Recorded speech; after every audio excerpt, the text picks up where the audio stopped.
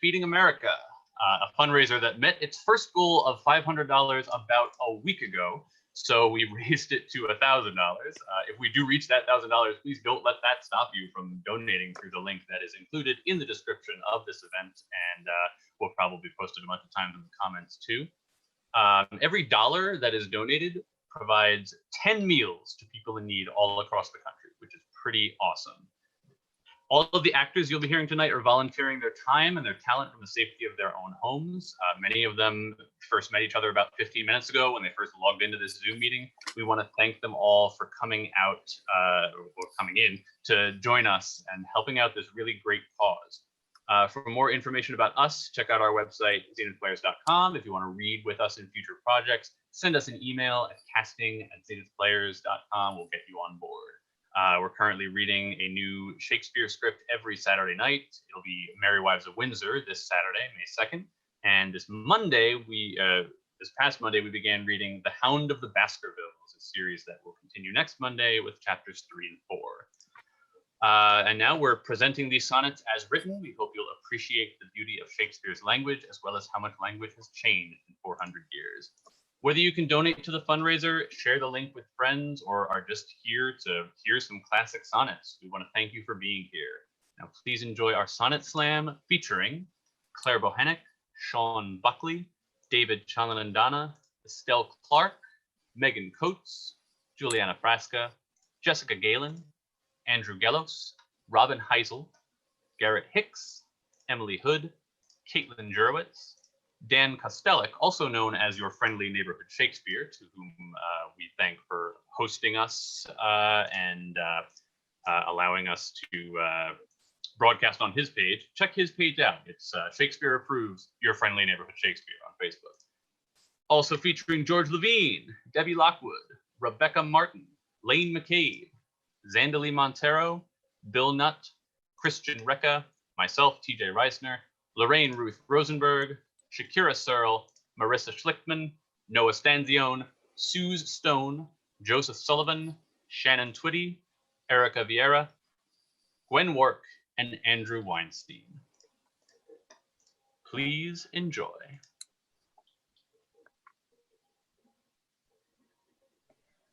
From fairest creatures we desire increase, that thereby beauty's rose might never die. But as the riper should by time decease, his tender air might bear his memory. But thou, contracted to thine own bright eyes, feedest thy light's flame with self-substantial fuel, making a famine where abundance lies. Thyself, thy foe, to thy sweet self too cruel. Thou that art now the world's fresh ornament, and only herald to the gaudy spring, within thine own bud buryest thy content, and tender churl makest waste in the garden. Pity the world, or else this glutton be, to eat the world's due by the grave and thee.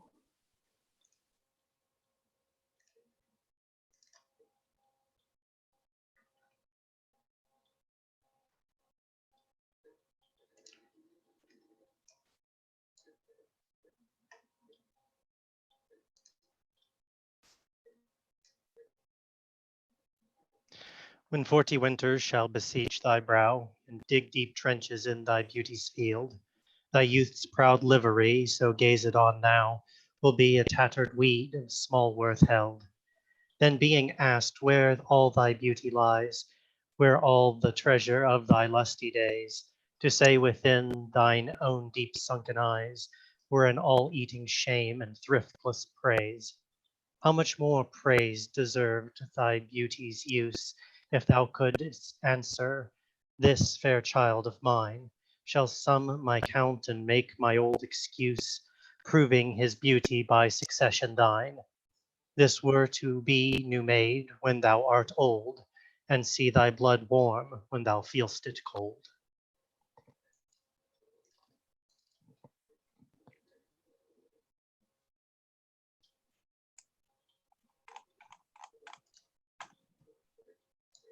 Look in thy glass and tell the face thou viewest.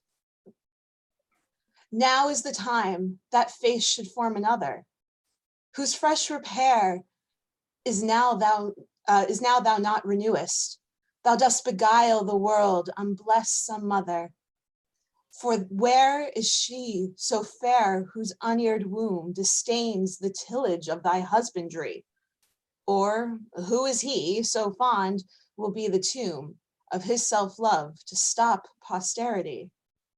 Thou art thy mother's glass, and she in thee calls back the lovely April of her prime.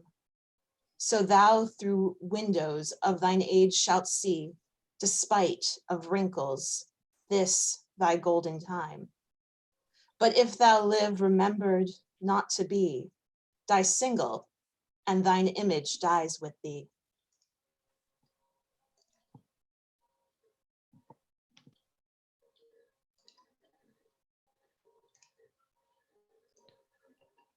Unthrifty loveliness, why dost thou spend upon thyself thy beauty's legacy?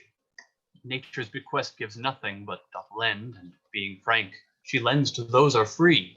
Then, beauteous niggard, why dost thou abuse the bounteous largesse given thee to give? Profitless usurer, why dost thou use to so great a sum of sums, yet canst not live?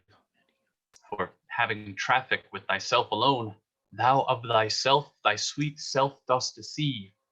Then how, when nature calls thee to be gone, what acceptable audit canst thou leave?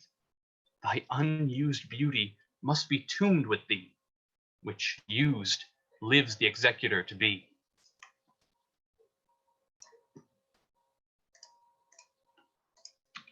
Those hours that with gentle work did frame the lovely gaze where every eye doth dwell, will play the tyrants to the very same, and that unfair which fairly doth excel. For never resting time leads summer on to hideous winter and confounds him there. Sap checked with frost and lusty leaves quite gone, beauty o'ersnowed and bareness everywhere. Then were not summer's distillation left, a liquid prisoner pent in walls of glass. Beauty's effect with beauty were bereft, nor it, nor no remembrance what it was. But flowers distilled though they were winter meat, least but their show, their substance still lives sweet.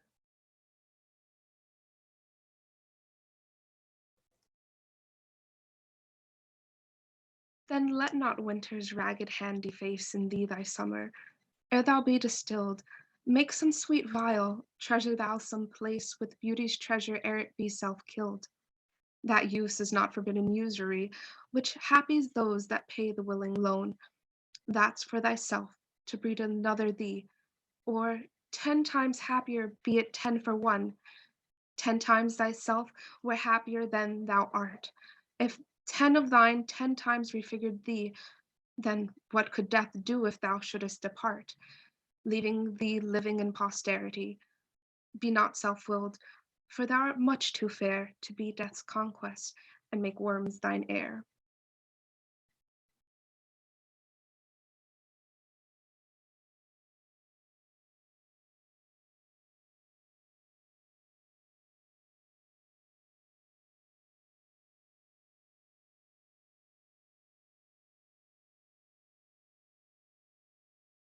Lo, in the Orient, when the gracious light lifts up his burning head, under each eye doth homage to his new appearing sight, serving with looks his sacred majesty, and having climbed the steep up heavenly hill, resembling strong youth in his middle age, yet mortal looks still adore his beauty still, attending on his golden pilgrimage, when from this high most pitch, with weary car, like feeble age, he raileth from the day, the eyes, for dutyeth now converted, are from his low tract, and look another way.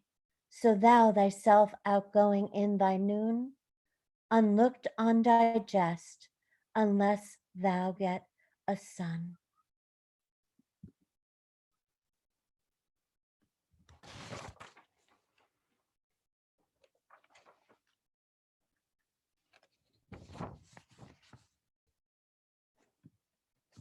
Music to hear, why hearest thou music sadly? Sweets with sweets war not, joy delights in joy. Why lovest thou which thou receivest not gladly, or else receivest with pleasure thine annoy? If the true concord of well-tuned sounds by unions married do offend thine ear, thy do but sweetly chide thee who confounds in singleness the parts that thou shouldst spare. Mark how one string, sweet husband to another, strikes each and each by mutual ordering, resembling sire and child and happy mother, all in one pleasing note do sing, whose speechless song, being many, seeming one, sings this to thee, thou single wilt prove none.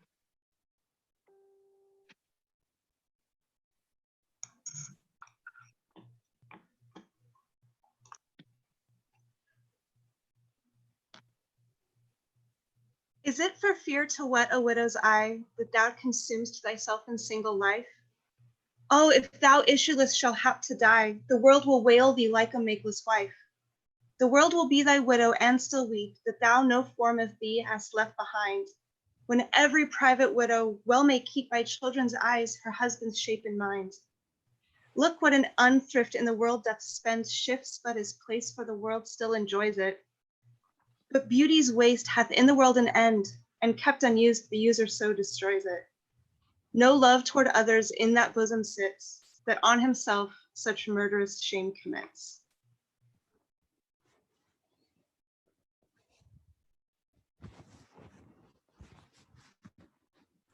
For shame, deny that thou bearest love to any, for who thyself art so unprovident. Grant, if thou wilt, thou art beloved of many, but that thou none lovest most evident. For thou art so possessed with murderous hate that against thyself thou stickst not to conspire, seeking that beauteous roof to ruinate, which to repair should be thy chief desire. Oh, change thy thought that I may change my mind. Shall hate be fairer lodged than gentle love? Be, as thy presence is, gracious and kind, or to thyself at least kind-hearted prove. Make thee another self for love of me, that beauty still may live in thine or thee.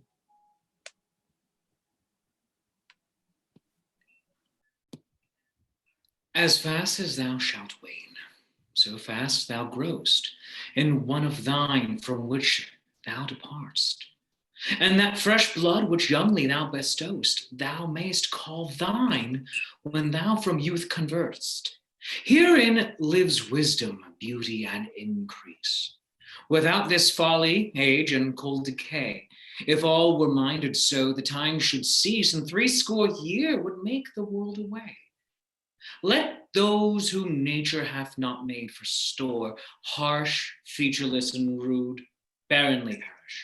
Look whom she best endowed, and give the more, which bounteous gift thou shouldst in bounty cherish. She carved thee for her seal, and meant thereby thou shouldst print more, not let that copy die.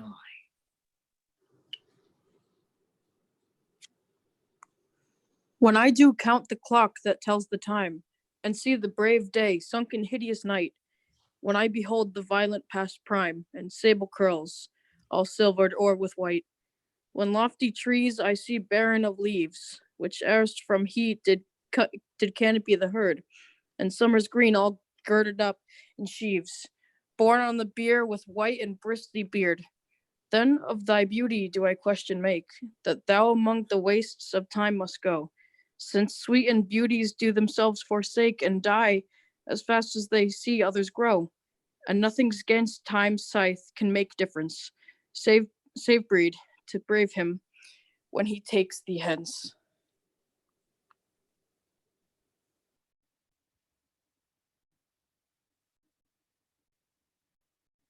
Oh, that you were yourself. But love, you are no longer yours, than you yourself here live. Against this coming end you should prepare, and your sweet semblance to some other give. So should that beauty which you hold in lease find no determination. Then you were yourself again after yourself's decease. when your sweet issue your sweet form should bear. Who lets so fair a house fall to decay, which husbandry in honor might uphold against the stormy gusts of winter's day, and barren rage of death's eternal cold? Oh, none but Unthrifts, dear my love, you know, you had a father. Let your son say so.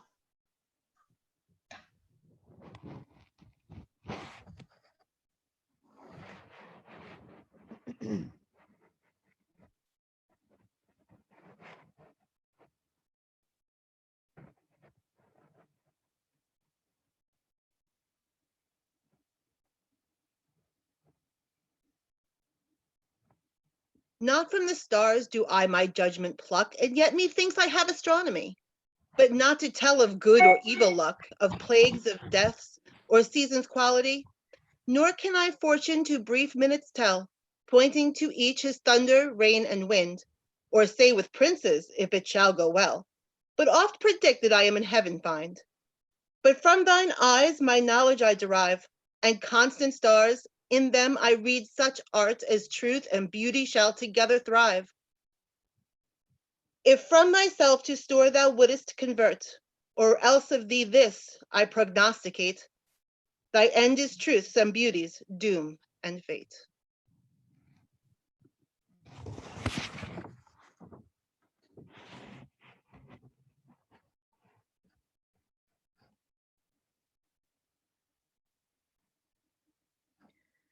When I consider everything that grows, holds in perfection but a little moment, that this huge stage presenteth not but shows, wherein the stars our secret influence comment.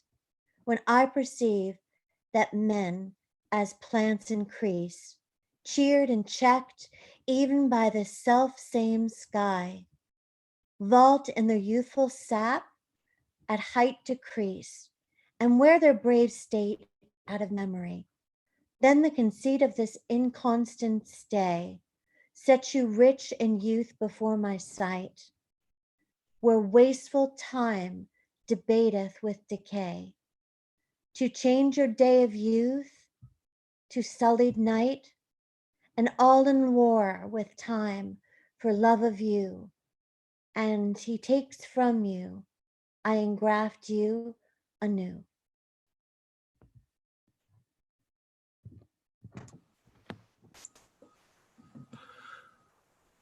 But wherefore do you not a mightier way make war upon this bloody tyrant time, and fortify yourself in your decay with means more blessed than my barren rhyme? Now stand you on the top of happy hours, and many maiden gardens yet unset, with virtuous wish would bear you living flowers, much liker than your painted counterfeit. So should the lines of life that life repair, which this time's pencil or my pupil pen, neither inward worth nor outward fair, can make you live yourself in eyes of men. To give away yourself keeps yourself still, and you must live drawn by your own sweet skill.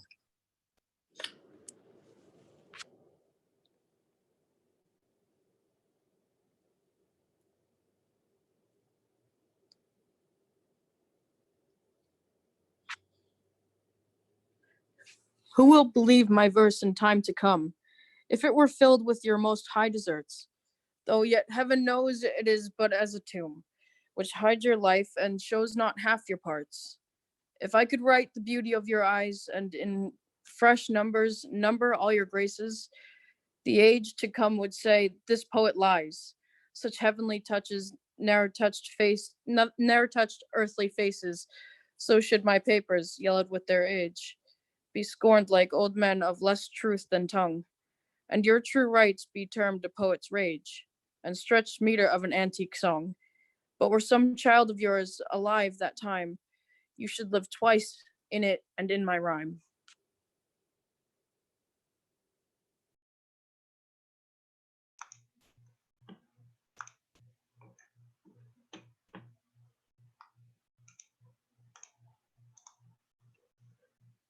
Shall I compare thee to a summer's day? Thou art more lovely and more temperate. Rough winds do shake the darling buds of May, and summer's lease hath all too short a date. Sometime too hot the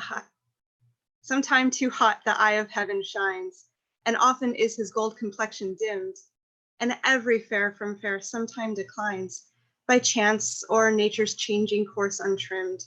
But thy eternal summer shall not fade, nor lose possession of that fair thou owest, nor shall death brag thou wanderest in his shade, when in eternal lines to time thou growest. So long as men can breathe or eyes can see, so long lives this, and this gives life to thee.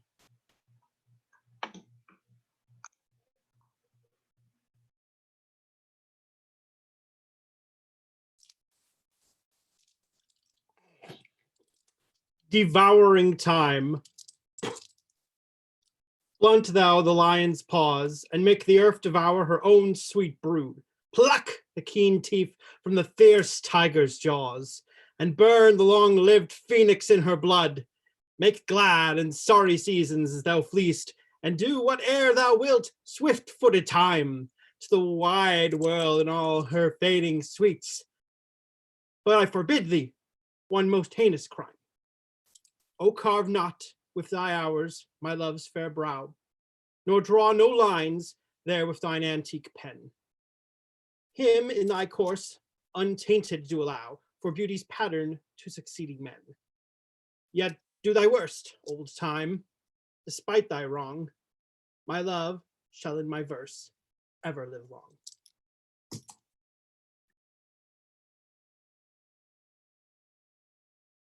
A woman's face with nature's own hand painted. Hast thou the master mistress of my passion? A woman's gentle heart, but not acquainted with shifting change as is false women's fashion. An eye more bright than theirs, less false in rolling, gilding the object whereupon it gazeth, a man in hue, all hues in his controlling, which steals men's eyes and women's souls amazeth. And for a woman wert thou first created, till nature as she wrought thee fell a doting, and by addition me of thee defeated, by adding one thing to my purpose nothing.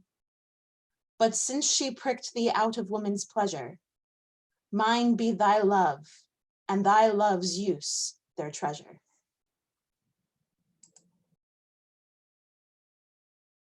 We hope you are enjoying so far.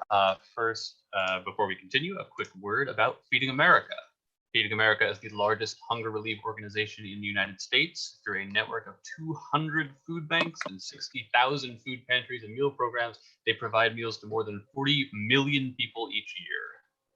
And in addition to that, they also partner with school districts and local governments to ensure that the 22 million children who are enrolled in school and rely on school meals have access during this time when they are not attending class to those meals to make sure that they are fed during the day. It's really a wonderful organization, and we want to thank each and every one of you for joining us today. And now we'll get back to our sonnets.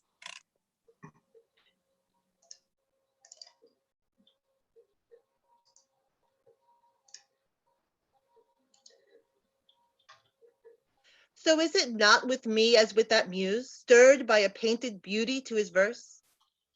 Who heaven itself for ornament doth use, and every fair with his fair doth rehearse, making a couplement of proud compare, with sun and moon, with earth and sea's rich gems, with April's firstborn flowers, and all things rare, that heaven's air in this huge rondure hems. That heaven's air in his rondure hems. Oh, let me, true in love, but truly right, and then believe me, my love is as fair, but as any mother's child, though not so bright, as those gold candles fixed in heaven's air. Let them say more that like of hearsay will. I will not praise that purpose not to sell.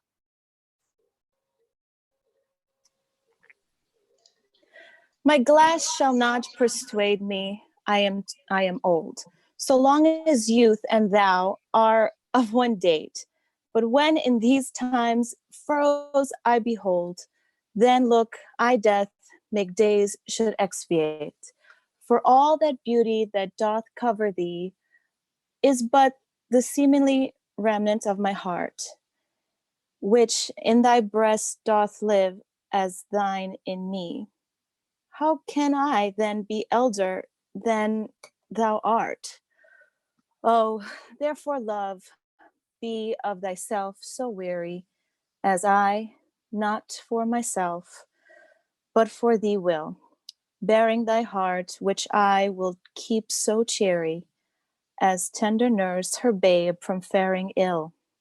Presume not on thy heart when mine is slain.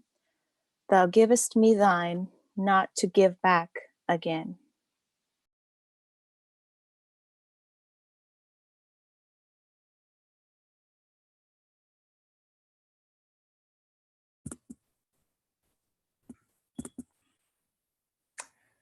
As an unperfect actor on the stage, who with his fear is put beside his part, or some fierce thing replete with too much rage, whose strength's abundance weakens his own heart. So I, for fear of trust, forget to say the perfect ceremony of love's rite, and in mine own love's strength seem to decay, or charged with burthen of mine own love's might. Oh, let my looks then be the eloquence and dumb presagers of my speaking breast, who plead for love and look for recompense, more than that tongue that more hath more expressed. Oh, learn to love, learn to read what silent love hath writ. To hear with eyes belongs to love's fine wit.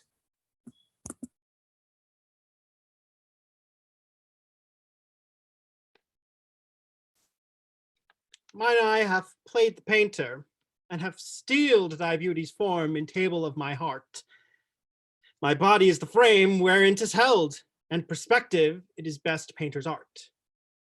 For through the painter must you see his skill, to find where your true image pictured lies, which in bosom's shop is hanging still, that hath his windows glazed with thine eyes.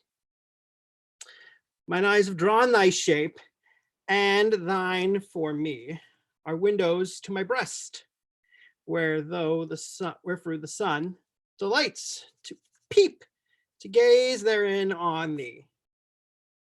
Yet eyes, this cunning, want to grace their art. They draw, but what they see know not the heart.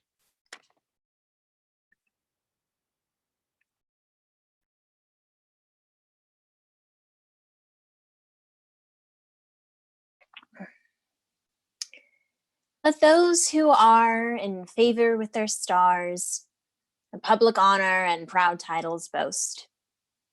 Whilst I, whom fortune of such triumph bars, unlooked for joy in that I honor most. Great princes' favorites their fair leaves spread, but as the marigold at the sun's eye, and in themselves their pride lies buried. For at a frown they in their glory die. The painful warrior famous for fight, after 1,000 victories once foiled, is from the book of honor raised quite, and all the rest forgot for which he toiled. Then happy I, that love and am beloved, where I may not remove nor be removed.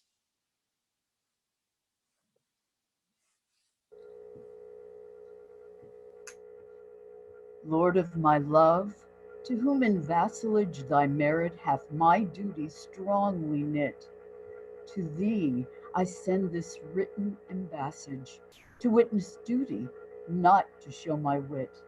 Duty so great, which wit so poor as mine may make seem bare in wanting words to show it.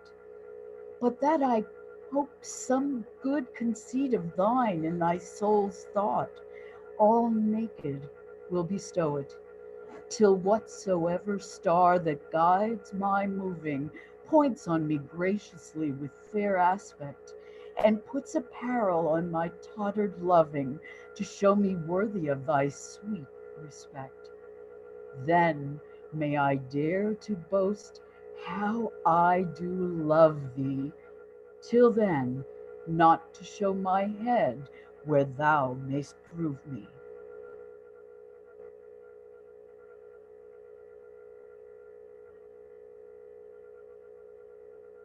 Weary with toil, I haste me to my bed, a dear repose for limbs that travel tired.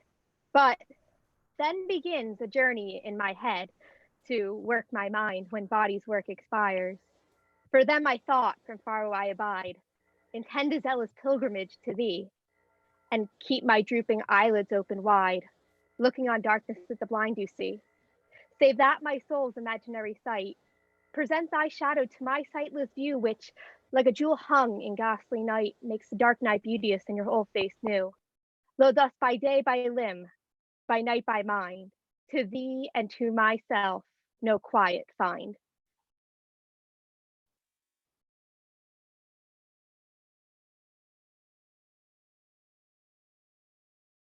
How can I then return in happy plight that am debarred the benefit of rest, when day's oppression is not eased by night, but day by night and night by day oppressed? And each, though enemies to either's reign, do in consent shake hands to torture me. The one by toil, the other to complain. How far I toil, still farther off from thee. I tell the day to please him, thou art bright, and dost him grace when clouds do blot the heaven. So flatter I the swart complexioned night, when sparkling stars twire not, thou gild'st the even. But day doth daily draw my sorrows longer, and night doth nightly make grief's length seem stronger.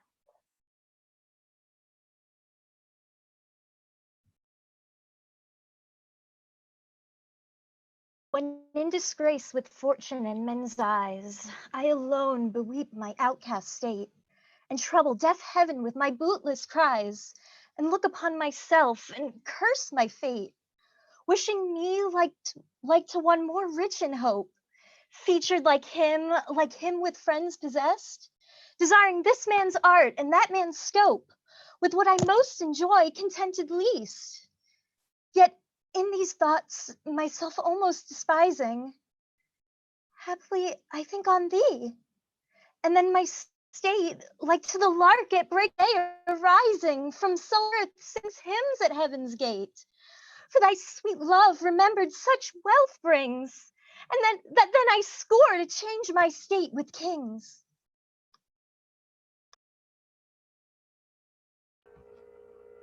When to the sessions of sweet silent thought I summon up remembrance of things past, I sigh the lack of many a thing I sought, and with old woes new wail my dear time's waste. Then can I drown an eye unused to flow for precious friends hid in death's stateless night, and weep afresh love's long since cancelled woe, and moan the expense of many a vanished sight. Then can I grieve at grievances forgone, and heavily from woe to woe tell o'er the sad account of forebemoaned moan, which I knew pay as if not paid before. But if the while I think on thee, dear friend, all losses are restored and sorrows end.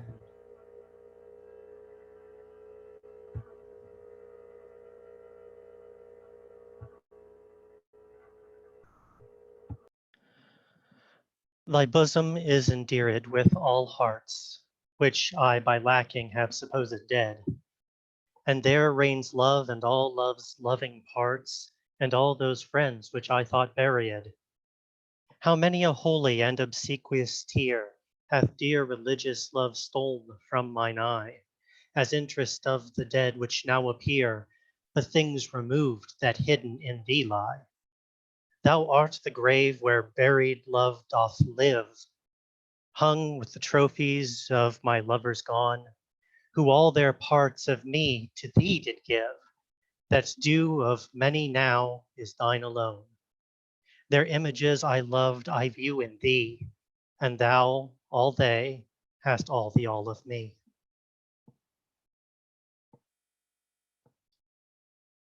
If thou survive my well-contented day, when that churl death my bones with dust shall cover, and shalt by fortune once more resurvey these poor rude lines of thy deceased lover, compare them with the bettering of the time, and though they be outstripped by every pen, reserve them for my love, not for their rhyme, exceeded by the height of happier men.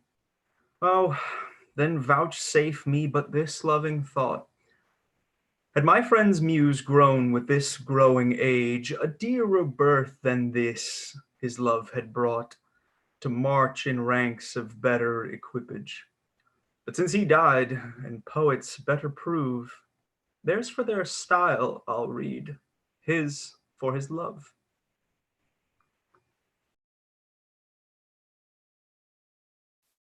Full many a glorious morning have I seen, flatter the mountain tops with sovereign eye, kissing with golden face the meadows green, gilding pale streams with heavenly alchemy.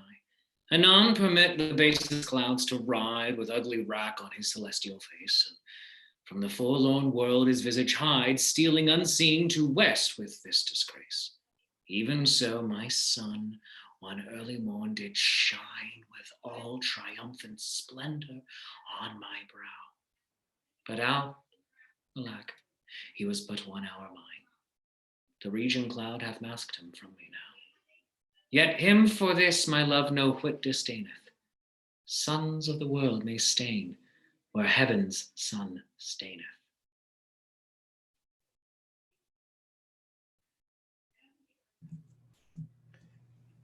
Why didst thou promise such a beauteous day, and make me travel forth without my cloak, to let base clouds o'ertake me in my way, hiding thy bravery in the rotten smoke?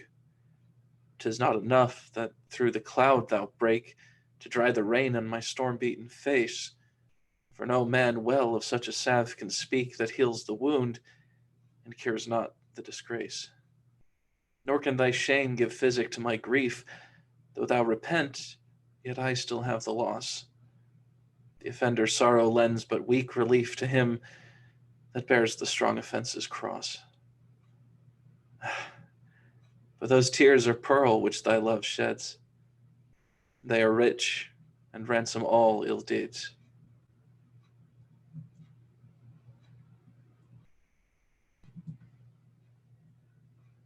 No more be grieved at that which thou hast done. Roses of thorns and silver fountains mud. Clouds and eclipses stain both moon and sun, and loathsome canker lives in sweetest bud. All men make faults, and even I in this, authorizing thy trespass with compare, myself corrupting, salving thy amiss, excusing thy sins more than thy sins are. For to thy sensual fault I bring incense, thy adverse party is thy advocate, and 'gainst myself a lawful plea commence. Such civil war is my love and hate, that I, an accessory, needs must be to that sweet thief, which sourly robs from me.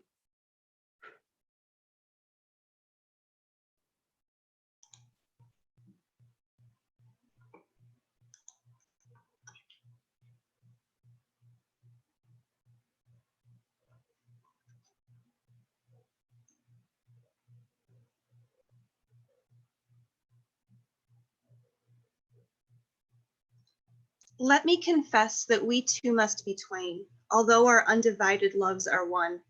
So shall those blots that do with me remain, without thy help, by me be borne alone. In our two loves there is but one respect, though in our lives a separable spite, which, though it alter not love's sole effect, yet doth it steal sweet hours from love's delight. I may not evermore acknowledge thee, lest my bewailed guilt should do thee shame, nor thou with public kindness honor me, unless thou take that honor from thy name. But do not so. I love thee in such sort as, thou being mine, mine is thy good report.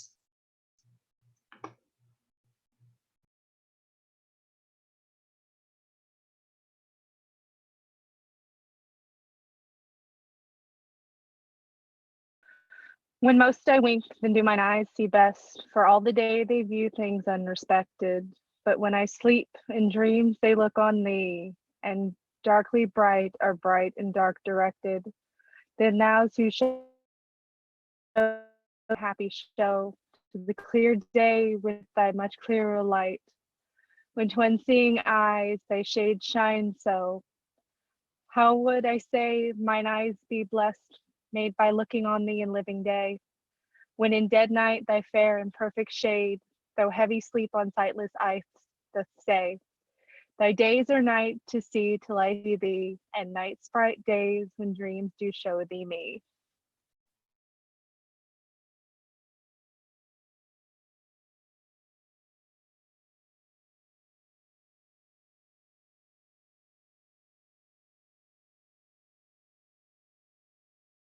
How can my muse, once subject to invent, while thou dost breathe, that pour'st into my verse thine own sweet argument, too excellent for every vulgar paper to rehearse? Oh, give thyself the thanks, if aught in me worthy perusal stand against thy sight. For who's so dumb that cannot write to thee when thou thyself dost give invention light? Be thou the 10th muse, 10 times more in worth than those old 9 which rhymers invocate. And he that calls on thee, let him bring forth eternal numbers to outlive long date. If my slight muse do please these curious days, the pain be mine, but thine shall be the praise.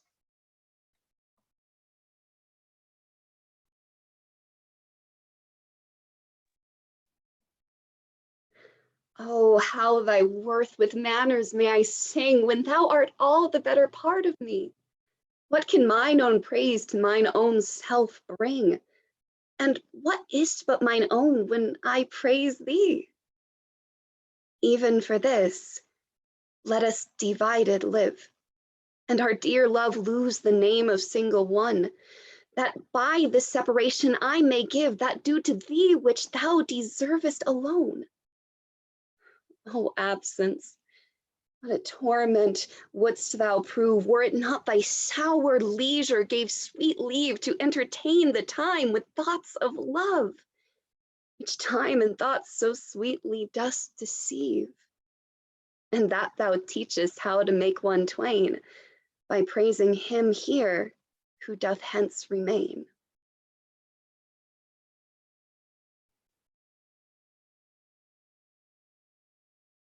Take all my loves, my love, yea, take them all.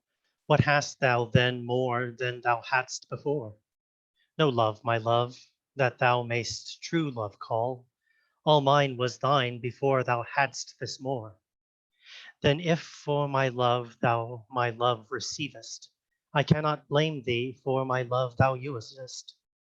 But if be blamed, if thou thyself deceivest, by wilful taste of what thyself refusest. I do forgive thy robbery, gentle thief, although thou steal thee all my poverty. And yet love knows it is a greater grief to bear love's wrong than hate's known injury. Lascivious grace, in whom all ill well shows, kill me with spites, yet we must not be foes.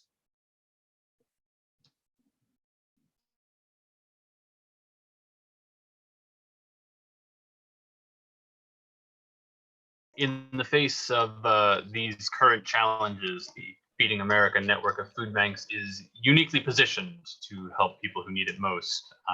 For the most recent USDA security report, more than 37 million people, 11 million of whom are children, face hunger. As the largest provider of charitable food assistance in the US, including in disaster and emergency situations, Feeding America provides more than 4.2 billion meals to people facing hunger each year.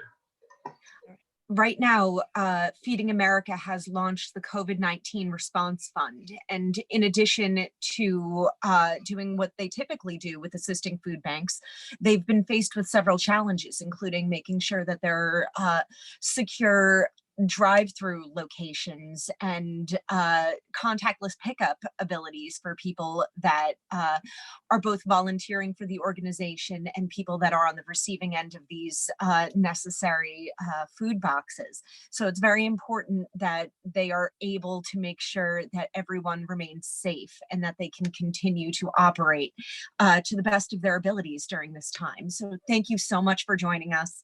I hope you're enjoying watching. It's fun as a performer to watch everybody else and what they bring to the table. And please do check in the comments. The link right there for the donations for Feeding America is there. And let's get back to our sonnets.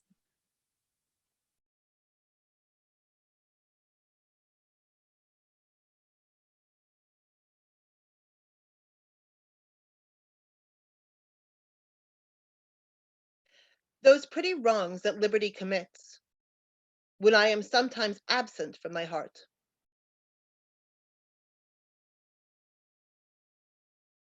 Thy beauty and thy years full well befits,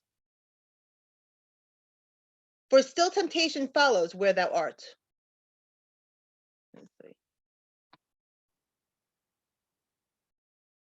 Gentle thou art, and therefore to be won. Beauteous thou art, therefore to be assailed.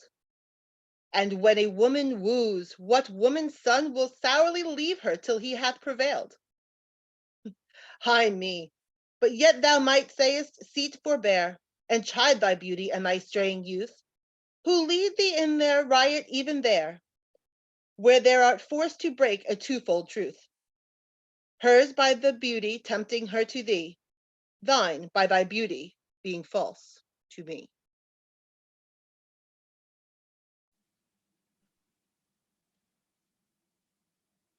That thou hast her is not all my grief, and yet it may be said I loved her dearly.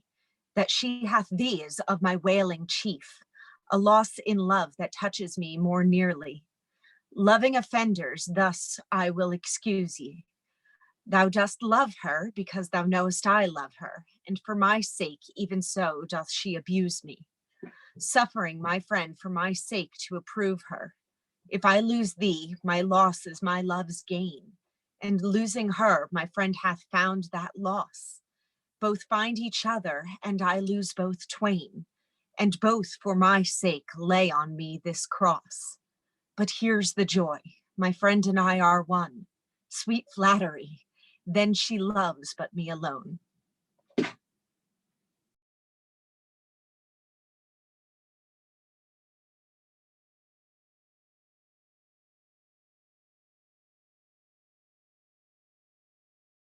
On you.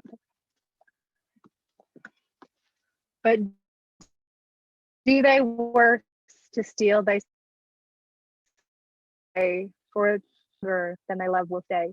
For it depends upon that love of thine. Then need I not fear the worst of wrongs, when in the least of them my life hath end. I see a better state to me belongs than what which on thy humor doth depend. Thou canst not vex me with inconsistent mind, since that my life on thy revolts doth lie. Oh, what a happy type I do find, happy to happy thy love, happy to die. But what so blessed fair that fears not blot, thou mayst be false, and yet I know it not.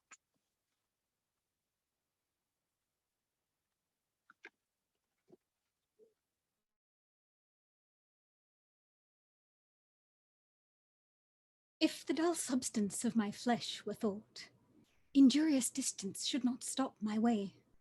For then, despite of space, I would be brought from limits far remote, where thou dost stay. No matter then, although my foot did stand upon the farthest earth removed from thee, for nimble thought can jump both sea and land, as soon as think the place where he would be. But thought kills me that I am not thought, to leap large lengths of miles when thou art gone. But that, so much of earth and water wrought, I must attend time's leisure with my moan. receiving naught by elements so slow, but heavy tears, badges of either's woe.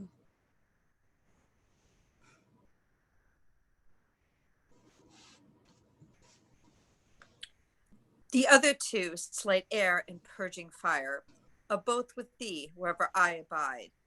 The first thy thought, the other my desire. These present absent with swift motion slide. For when these quicker elements are gone, thy tender embassy of love to thee. My life being made of four with two alone, sinks down to death, oppressed with melancholy.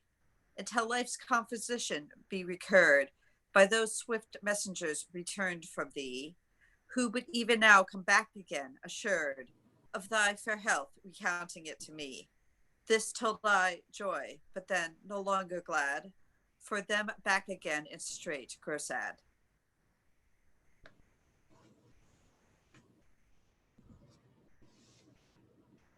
Mine eye and heart are at a mortal war, how to divide the conquest of thy sight.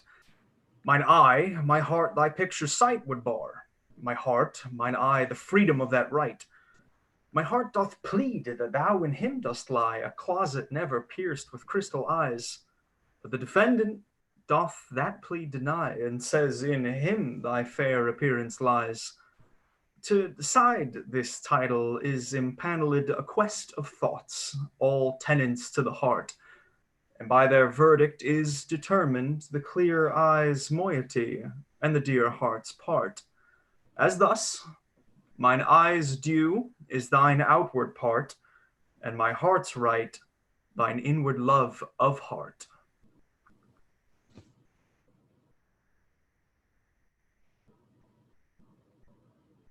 Betwixt mine eye and heart a league is took, and each doth good turns now unto the other. When that mine eye is famished for a look or heart in love, with sighs himself doth smother. With my love's picture, then my eye doth feast, and to the painted banquets bids my heart. Another time mine eye is my heart's guest, and in his thoughts of love doth share a part. So either by thy picture or my love, thyself away art present still with me. For thou not farther than my thoughts canst move, and I am still with them, and they with thee. Or if they sleep, thy picture in my sight awakes my heart to heart's and eyes' delight.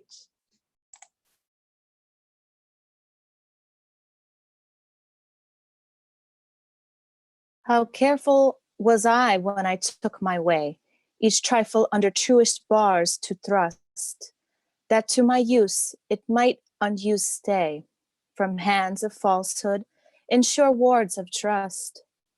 But thou, to whom my jewels trifles are, my worthy comfort, now my greatest grief, thou, best of dearest and mine only care, art left the prey of every vulgar thief.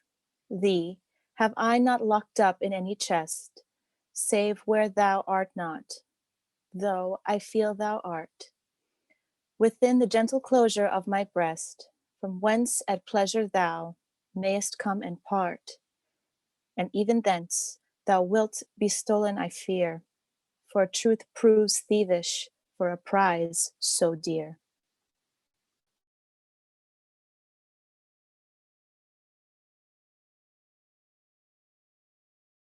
Against that time, if ever that time come, when I shall see thee frown on my defects, when as thy love hath cast his utmost sum, called to that audit by advised respects, against that time when thou shalt strangely pass and scarcely greet me with that sun thine eye, when love converted from the thing it was, shall reasons find of settled gravity. Against that time do I ensconce me here, within the knowledge of mine own desert, and this my hand against myself uprear, to guard the lawful reasons on thy part. To leave poor me, thou hast the strength of laws, since why to love I can allege no cause.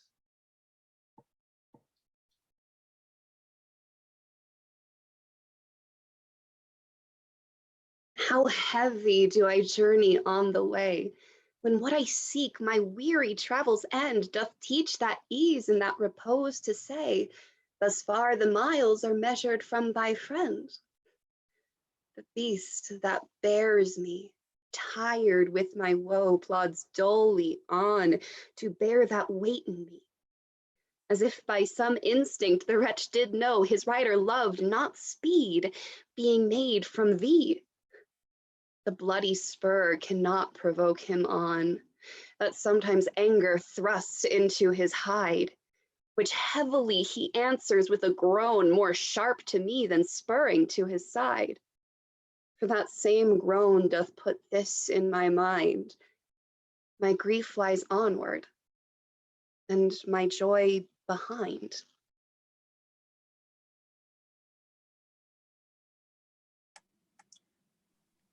Thus can my love excuse the slow offense of my dull bearer when from thee I speed. From where thou art, why should I haste me thence? Till I return, if posting is no need. Oh, what excuse will my poor beast then find, when swift extremity can seem but slow? Then should I spur, though mounted on the wind, in winged speed no motion shall I know. Then can no horse with my desire keep pace. Therefore desire, of perfect love being made, shall neigh no dull flesh in his fiery race.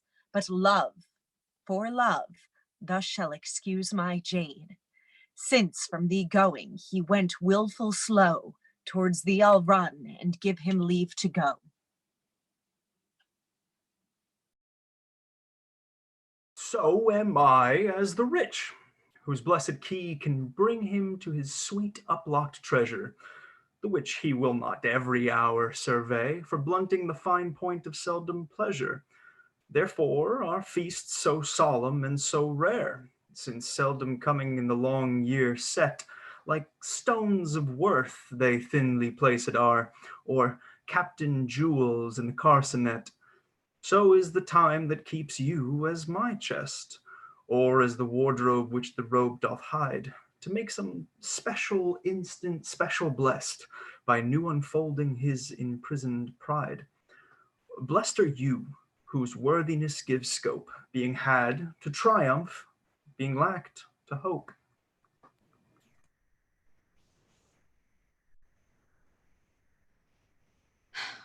What is your substance? Whereof are you made? That millions of strange shadows round you tend.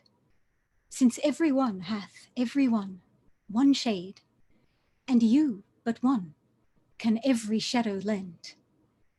Describe Adonis, and the counterfeit is poorly imitated after you. On Helen's cheek all art of beauty set, and you in Grecian tires are painted new. Speak of the spring and foison of the year, the one doth shadow of your beauty show, the other as your bounty doth appear, and you in every blessed shape we know. In all external grace have you some part, but you like none, none you, for constant heart.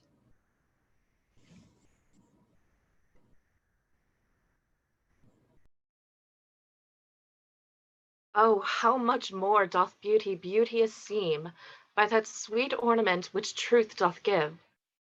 The rose looks fair, but fairer we deem for that sweet odor which doth in it live. The canker blooms have full as deep a dye as the perfumed tincture of the roses, hang on such thorns and play as wantonly, when summer's breath their masked buds discloses. But for their virtue only is their show, they live unwooed and unrespected fade. Die to themselves, sweet roses do not sow, of their sweet deaths are sweetest odors made. And so of you, beauteous and lovely youth, when that shall fade, by verse distills your truth. Not marble nor the gilded monuments of princes shall outlive this powerful rhyme, but you shall shine more bright in these contents than unswept stone, besmeared with sluttish time. When wasteful war shall statues overturn, and broils root out the work of masonry, nor Mars his sword, nor war's quick fire shall burn the living record of your memory. 'Gainst death and all oblivious enmity shall you pace forth.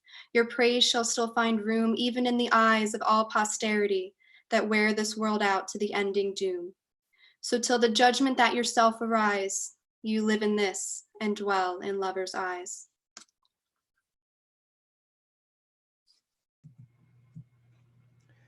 Sweet love, renew thy force. Be it not said thy edge should blunter be than appetite, which but today by feeding is allayed, tomorrow sharpened in his former might. So love, be thou, although today thou fill thy hungry eyes, even till they wink with fullness, tomorrow see again, and do not kill the spirit of love with a perpetual dullness. Let this sad interim like the ocean be, which parts the shore, where two contracted new come daily to the banks, that when they see return of love, more blessed may be the view. As call it winter, which being full of care makes summer's welcome, thrice more wished, more rare.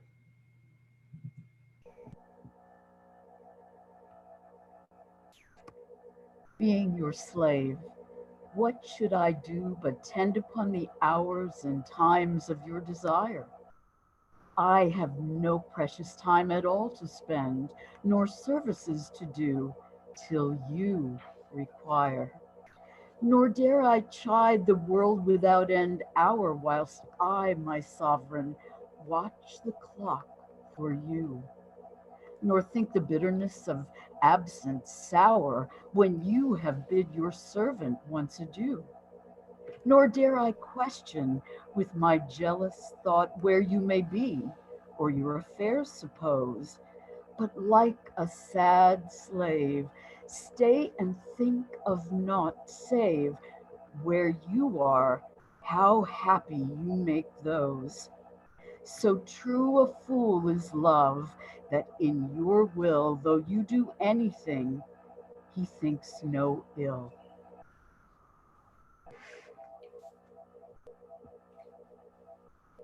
That, God forbid, that made me first your slave. I should in thought control your times of pleasure.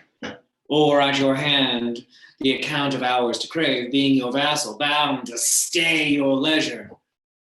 Oh, let me suffer, being at your beck, the imprisoned absence of your liberty, and patience ta'en to sufferance, bide each check, without accusing you of injury. Be where you list, your charter is so strong that you yourself may privilege your time to what you will. To you it doth belong, yourself to pardon of self-doing crime. I am to wait, though waiting so be hell, not blame your pleasure, be it ill or well.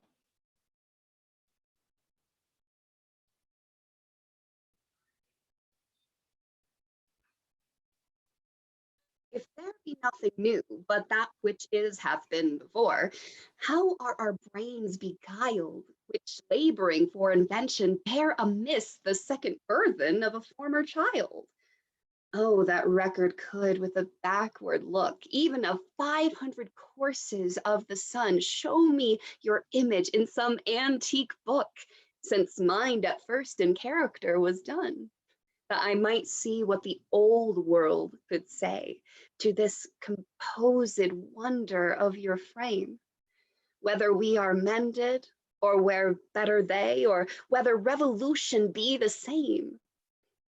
Oh, sure, I am the wits of former days, to subjects worse have given admiring praise.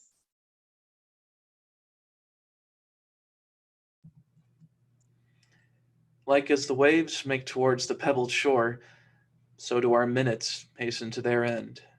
Each changing place with that which goes before, in sequent toil all forwards do contend. Nativity, once in the main of light, crawls to maturity, wherewith being crowned, crooked eclipses against his glory fight, and time that gave doth now his gift confound. Time doth transfix the flourish set on youth, and delves the parallels in beauty's brow, feeds on the rarities of nature's truth, and nothing stands but for his scythe to mow. And yet, to times in hope, my verse shall stand, praising thy worth despite his cruel hand.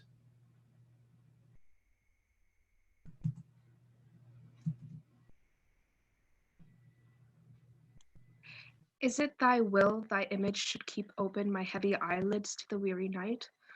Dost thou desire my slumber should be broken, while shadows like to thee do mock my sight? Is it thy spirit thou sendest from thee so far from home into my deeds to pry, to find out shames and idle hours in me, the scope and tenor of thy jealousy? Oh no, thy love, though much, is not so great. It is my love that keeps mine eyes awake, mine own true love that doth my rest defeat, to play the watchman ever for thy sake. For thee watch I, whilst thou dost wake elsewhere, from me far off, with others all too near.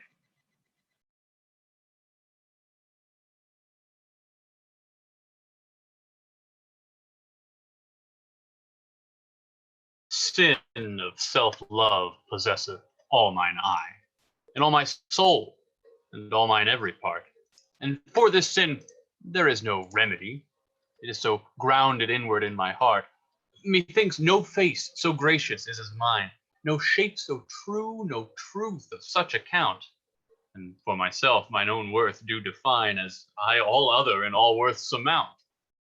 But when my glass shows me myself indeed, beaten and chopped with tanned antiquity, mine own self-love quite contrary I read. So self-loving were iniquity. 'Tis thee, myself, that for myself I praise, painting my age with beauty of thy days.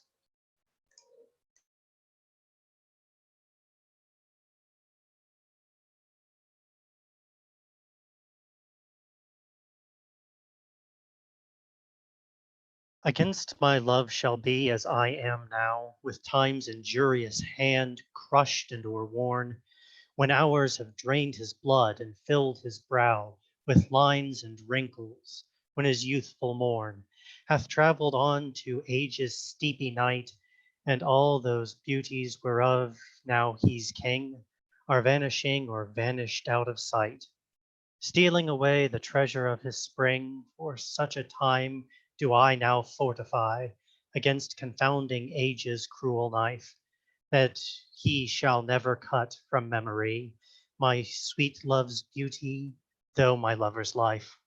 His beauty shall in these black lines be seen, and they shall live, and he in them still green.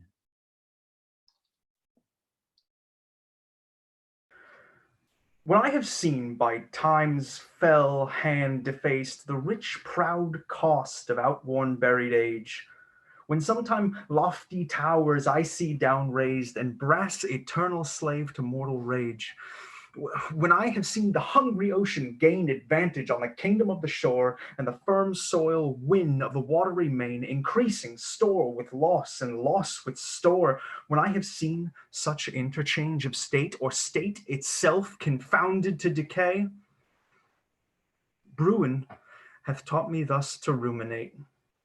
The time will come and take my love away.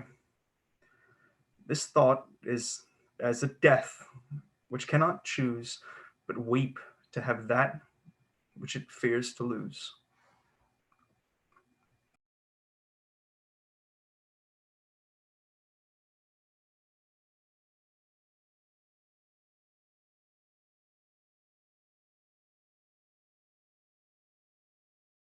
Since brass, nor stone, nor earth, nor boundless sea, but sad mortality oversways their power, how with this rage shall beauty hold a plea, whose action is no stronger than a flower? Oh, how shall summer's honey breath hold out against the wrackful siege of battering days, when rocks impregnable are not so stout, nor gates of steel so strong, but time decays. Oh, fearful meditation, where alack, shall time's best jewel from time's chest lie hid? Or what strong hand can hold his swift foot back?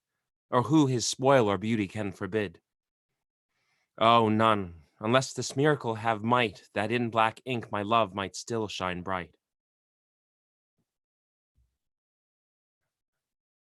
All right, just checking in on our fundraiser. We have $230 left to reach our $1,000 goal. We want to give a shout out. I was told that our very own Sue Stone just donated, and James Udasco, so thank you so much for contributing. Yeah, just to chime in, if anybody wants more information about Feeding America, you can go to feedingamerica.org and learn a little bit about, we can only give you so much in the middle of a Sonnet Slam, about the organization itself and all the different ways they help communities throughout the country. But yeah, that's feedingamerica.org if you're interested in more information. In the meantime, I will throw you back to these fantastic actors. I love them all so much, and they're bringing so much to the table. It's so neat to watch. So yeah, back to the sonnets.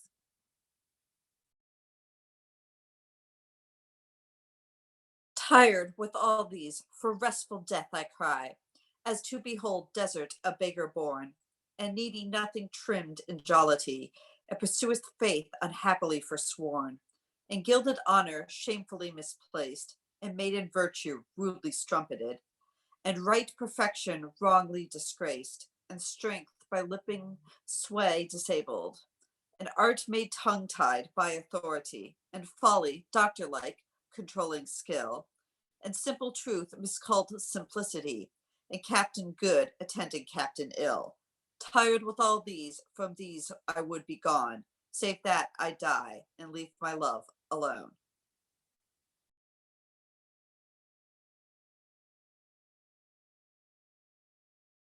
Ah, wherefore with infection should he live, and with his presence grace and piety, that sin by him advantage should achieve, and lace itself with his society? Why should false painting imitate his cheek, and steal dead seeing of his living hue? Why should poor beauty indirectly seek roses of shadow, since his rose is true? Why should he live, now nature bankrupt is, beggared of blood to blush through lively veins? For she hath no exchequer now but his, and, proud of many, lives upon his gains. O him she stores to show what wealth she had in days long since, before these last so bad. Thus is his cheek the map of days outworn, when beauty lived and died as flowers do now. Before these bastard signs of fair were born, and dust and habit on a living brow. Before the golden tresses of the dead, the right of sepulchres, were shorn away, to live a second life on a second head, ere beauty's dead fleece made another gay.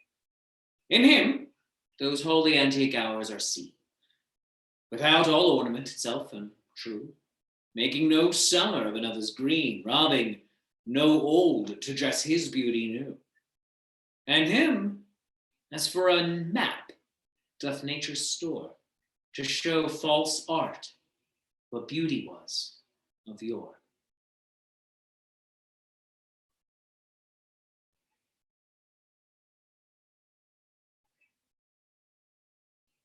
Those parts of thee the world's eye doth view want nothing that the thoughts of hearts can mend.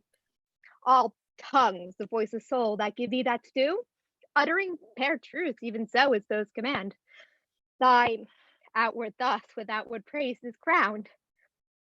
But those same tongues that give thee so thy own, in other accents to their praise confound by seeing further than the eyes have shown.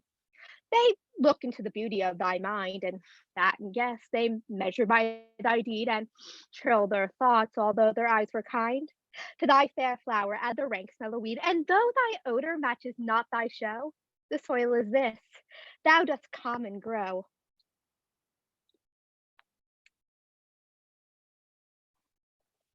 That thou art blamed shall not be thy defect.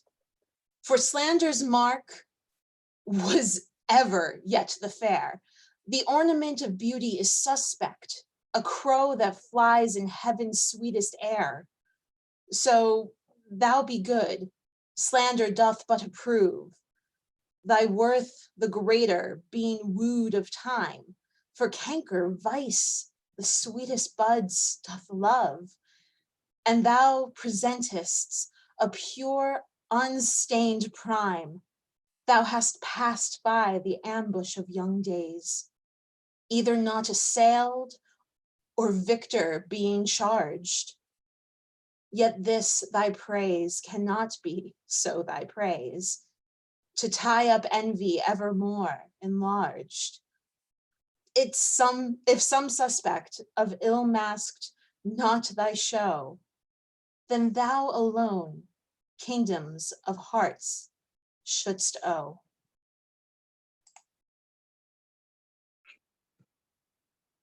No longer mourn for me when I am dead, then you shall hear the surly sullen bell give warning to the world that I am fled from this vile world with vilest worms to dwell. Nay, if you read this line, remember not the hand that writ it, for I love you so that I in your sweet thoughts would be forgot, if thinking on me then should make you woe. Oh, if I say you look upon this verse, when I perhaps compounded him with clay, do not so much as my poor name rehearse, but let your love even with my life decay, lest the wise world should look into your moan and mock you with me after I am gone.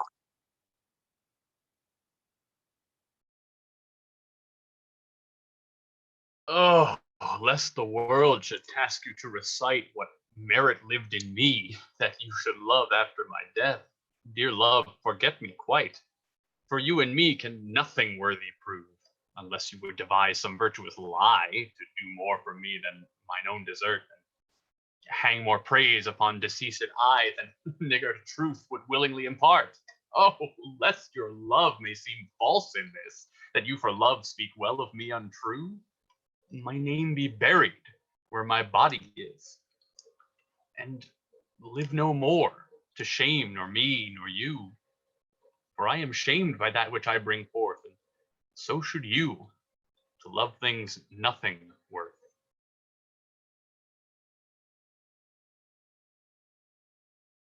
That time of year thou mayest in me behold, when yellow leaves, or none, or few, do hang upon those boughs which shake against the cold, bare ruined choirs where late the sweet birds sang.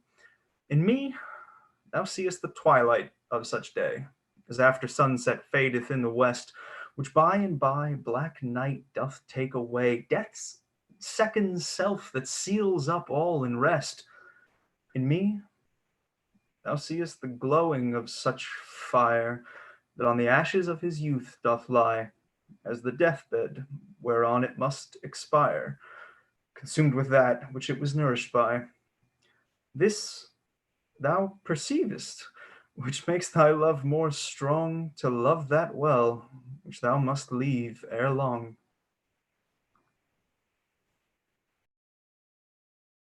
But be contented when that fell arrest, without all bale shall carry me away. My life hath in this line some interest, which for memorial still with thee shall stay. When thou reviewest this, thou dost review, the very part was consecrate to thee. The earth can have but earth, which is his due. My spirit is thine, the better part of me. So then thou hast but lost the dregs of life, the prey of worms, my body being dead. The coward conquest of a wretched's knife, too base of thee to be remembered. The worth of that is that which it contains, and that is this, and this with thee remains.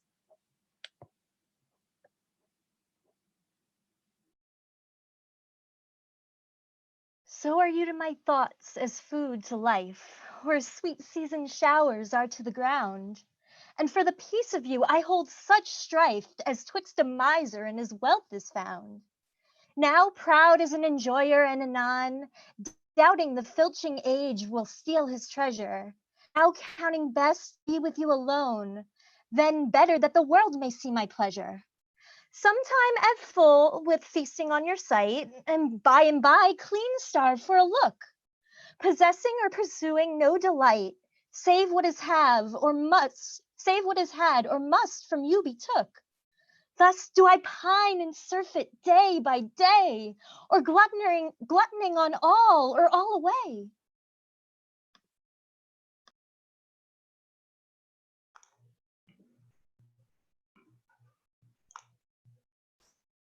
Why is my verse so barren of new pride, so far from variation or quick change? Why with the time do I not glance aside to newfound methods and a compound strange?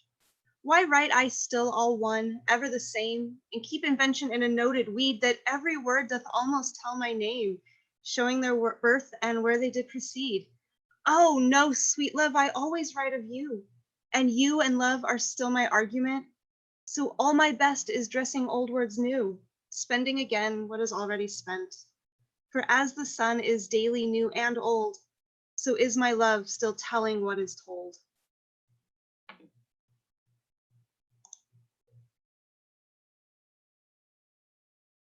Thy glass will show thee how thy beauties wear. Thy dial, how thy precious minutes waste. The vacant leaves thy mind's imprint will bear, and of this book, this learning mayst thou taste. The wrinkles which thy glass will truly show, of mouthed graves will give thee memory. Thou by the dial's shady stealth mayst know time's thievish progress to eternity. Look, what thou memory cannot contain, commit to these waste blanks, and thou shalt find those children nursed, delivered from thy brain to take a new acquaintance of thy mind. These offices, so oft as thou wilt look, shall profit thee and much enrich thy book. So oft have I invoked thee for my muse, and found such fair assistance in my verse, as every alien pen hath got my use, and under thee their poesy disperse. Thine eyes, that taught the dumb on high to sing, and heavy ignorance aloft to fly, have added feathers to the learned winged, and given grace a double majesty. Yet be most proud of that which I compile, whose influence is thine and born of thee. In others, works thou dost but mend the style, and arts with thy sweet graces graced be. But thou art all my art, and dost advance as high as learning my rude ignorance.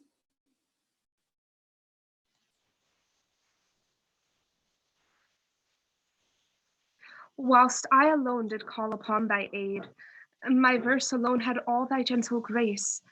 But now my gracious numbers are decayed, and my sick muse doth give another place. I grant, sweet love, thy lovely argument deserves the travail of a worthier pen. Yet, what of thee thy poet doth invent, he robs thee of, and pays it thee again. He lends thee virtue, and he stole that word from thy behavior. Beauty doth he give, and found it in thy cheek. He can afford no praise to thee, but what in thee doth live. Then thank him not for that which he doth say, since what he owes thee, thou thyself dost pay.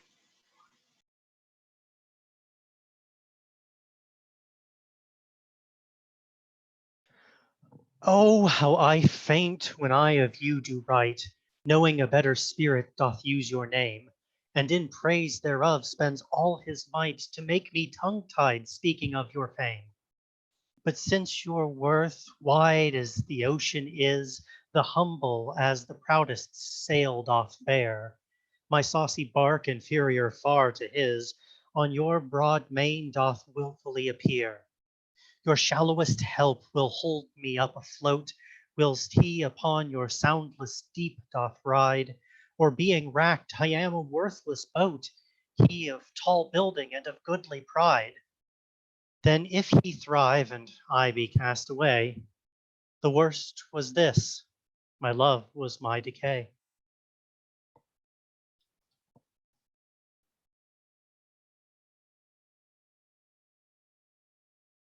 Or I shall live your epitaph to make, or you survive when I in earth am rotten. From hence your memory death cannot take, although in me each part will be forgotten. Your name from hence immortal life shall have, though I, once gone to all the worlds, must die. The earth can yield me but a common grave, when you entombed in men's eyes shall lie. Your monument shall be my gentle verse, which eyes not yet created shall o'erread, and tongues to be your being shall rehearse, when all the breathers of this world are dead. You still shall live. Such virtue hath my pen, where breath most breathes, even in the mouths of men.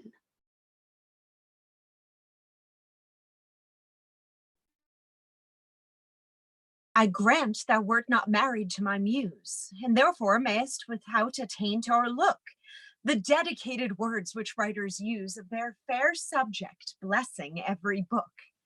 Thou art as fair in knowledge as in hue, finding thy worth a limit past my praise, and therefore art enforced to seek anew some fresher stamp of the time-bettering days, and do so, love, yet when they have devised what strained touches rhetoric can lend, thou, truly fair, wert truly sympathized in true plain words by thy truth-telling friend, and their gross painting might be better used. Where cheeks need blood, in thee it is abused.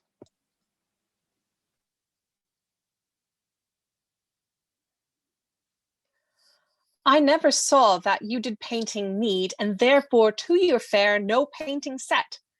I found, or thought I found, you did exceed the barren tender of a poet's debt, and therefore have I slept in your report, that you yourself, being extant, well might show how far a modern quill doth come too short. Speaking of worth, what worth in you doth grow? This silence from my sin you did impute, which shall be most my glory, being dumb. For I impair not beauty, being mute, where others would give life and bring a tomb. There lives more life in one of your fair eyes than both your poets can in praise devise.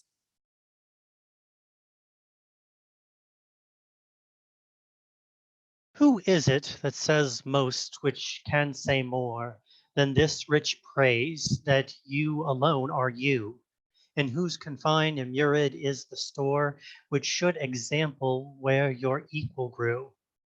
Lean penury within that pen doth dwell, that to his subject lends not some small glory, but he that writes of you, if he can tell that you are you, so dignifies his story.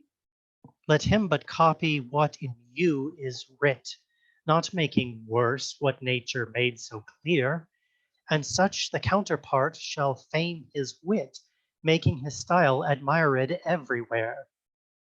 You to your beauteous blessing add a curse, being fond on praise, which makes your praises worse.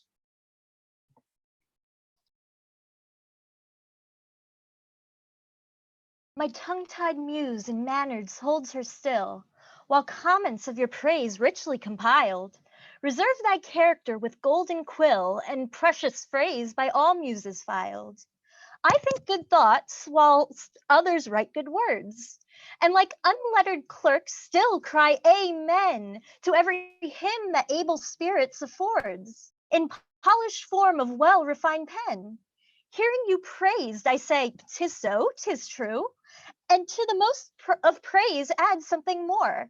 But that is in my thought, whose love to you, though words come hindmost, holds his rank before. Then others for the breath of words respect, me for my dumb thoughts, speaking in effect.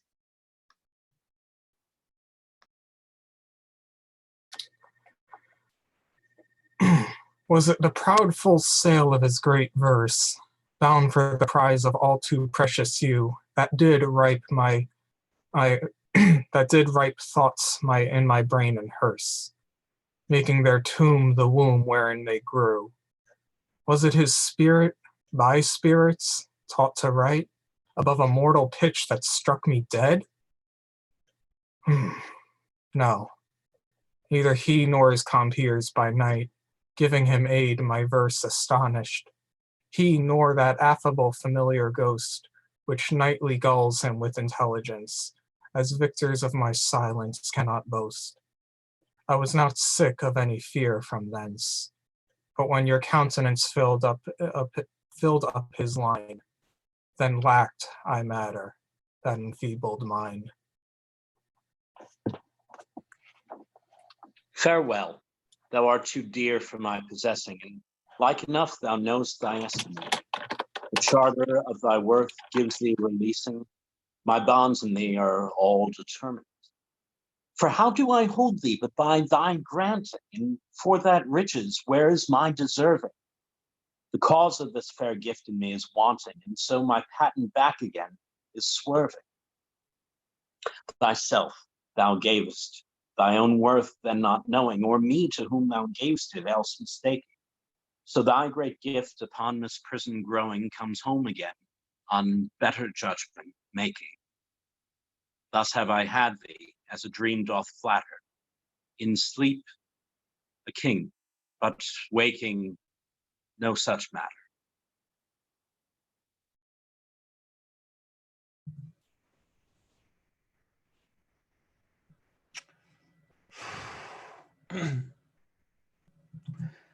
When thou shalt be disposed to set me light, and place my merit in the eye of scorn, upon thy side, against myself I'll fight, and prove thee virtuous, though thou art forsworn. With mine own weakness, being best acquainted, upon thy part, I can set down a story of faults concealed, wherein I am attainted, that thou in losing me shalt win much glory. And I by this will be a gainer too, for bending all my loving thoughts on thee, the injuries that to myself I do, doing thee vantage, double vantage me. Such is my love, to thee I so belong, that for thy right myself will bear all wrong.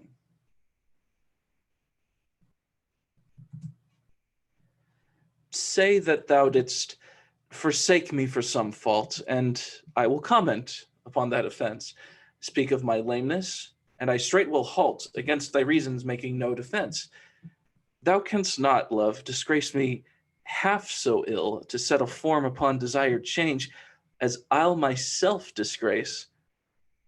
Knowing thy will, I will acquaintance strangle and look strange, be absent from thy walks, and in thy tongue thy sweet beloved name no more shall dwell, lest I too much profane should do it wrong, and haply of our old acquaintance tell.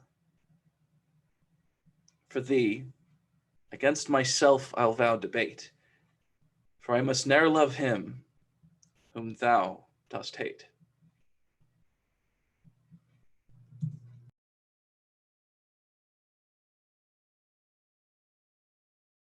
Then hate me when thou wilt, if ever now.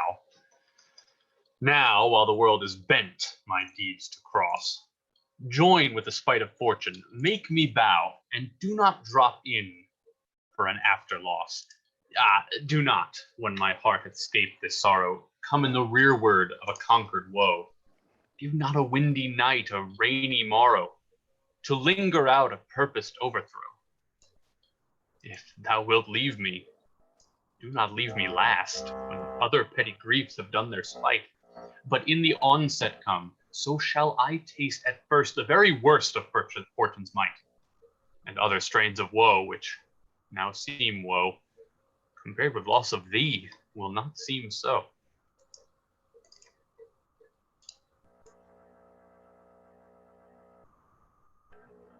Some glory in their birth, some in their skill, some in their wealth, some in their bodies' force, some in their garments, though newfangled ill, some in their hawks and hounds, some in their horse. And every humor hath his adjunct pleasure, wherein it finds a joy above the rest. But these particulars are not my measure. All these I better in one general best. Thy love is better than high birth to me, richer than wealth, prouder than garments cost, of more delight than hawks and horses be, and having thee, of all men's pride I boast, wretched in this alone, that thou mayst take all this away, and me most wretched make.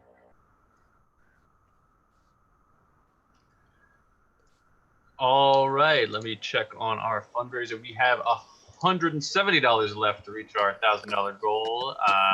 Big shout out to Erica Vieira, who has donated just now.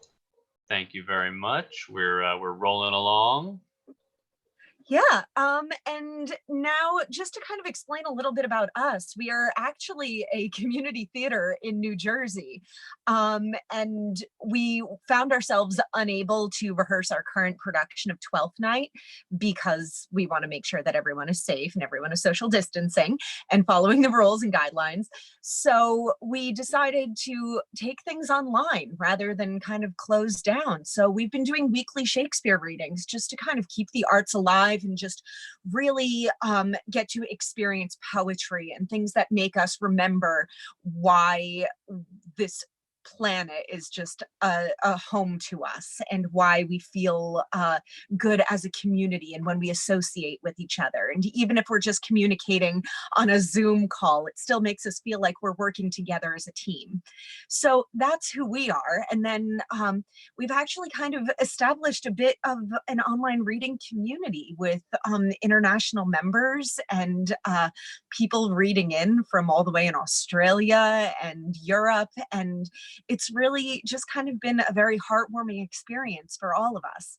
So we want to do something to give back to the community, and especially the community that needs it the most right now.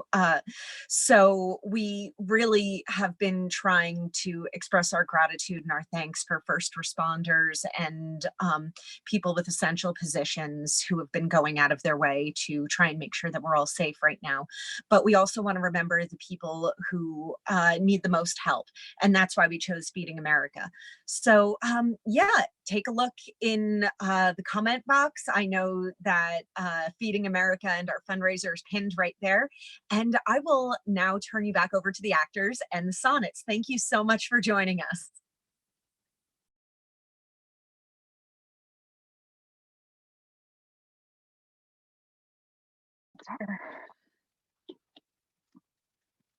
Okay. As a decrepit father takes delight to see his active child do deeds of youth, so I, made lame by fortune's dearest spite, take all my comforts of thy worth and truth. For whether beauty, birth, or wealth, or wit, or any of these all, or more, entitled in thy parts do crowned sit, I make my love engraved in this store, for then I am not lame, poor, nor despised. Whilst that this shadow doth such substance give, that I in thy abundance am sufficed, and by a part of all thy glory live. Look what is best, what best I wish in thee, this wish I have, then 10 times happy be.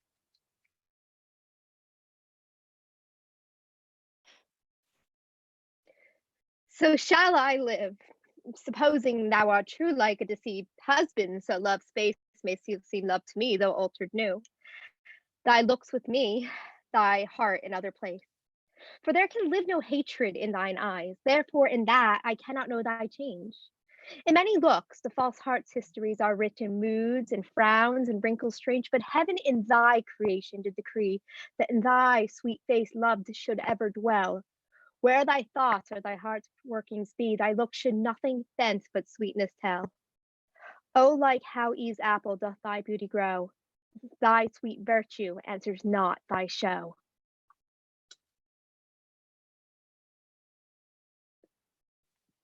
They that have the power to hurt, and will do none, that do not do the thing they most do show, who moving others are themselves as stone, unmoved, cold, and to temptation slow. They rightly do inherit heaven's graces, and husband nature's riches from expense. They are the lords and owners of their faces, others but stewards of their excellence. The summer's flowers to the summer sweet, though to itself it only live and die. But if that flower with base infection meets, the basest weed outbraves his dignity. For sweetest things turn sourest by their deeds. Lilies that fester smell far worse than weeds.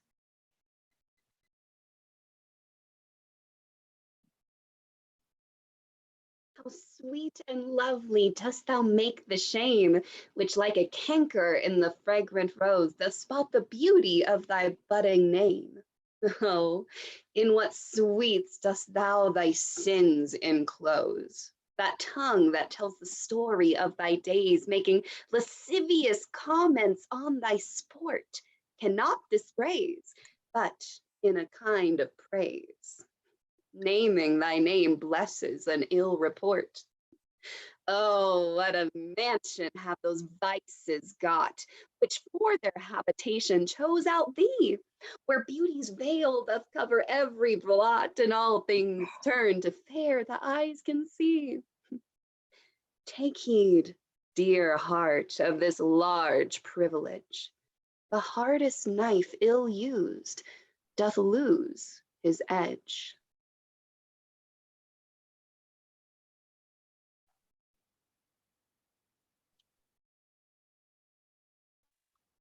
Some say thy fault is youth, some wantonness. Some say grace is youth and gentle sport. Both grace and fault are loved of more and less. Thou makest faults graces, that to thee resort. As on the finger of a throned queen, the basest jewel I will be esteemed. So art those errors that in thee are seen, to truths translated, and for true things deemed. How many lambs might the stern wolf betray, if like a lamb his looks could translate? How many gazers might thou lead away, if thou wouldst use the strength of all thy state? But do not so. I love thee in such sort, as thou being mine, mine is thy good report.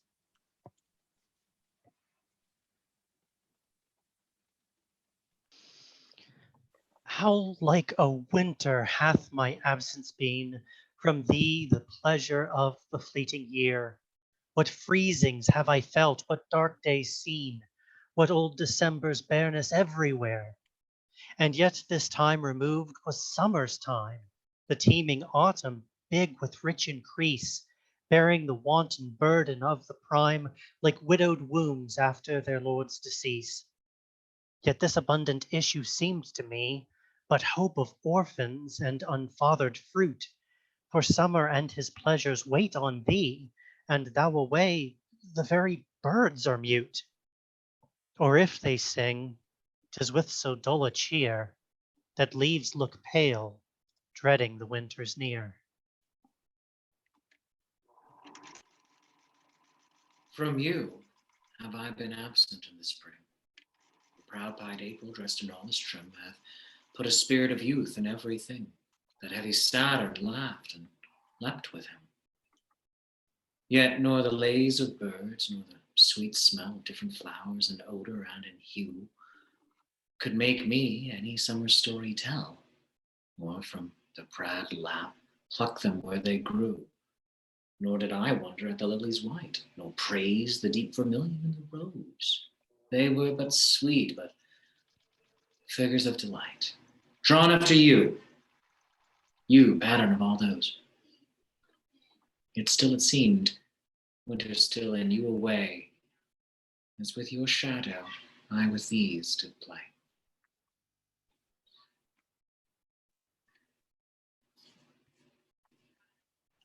The forward violet I thus did chide.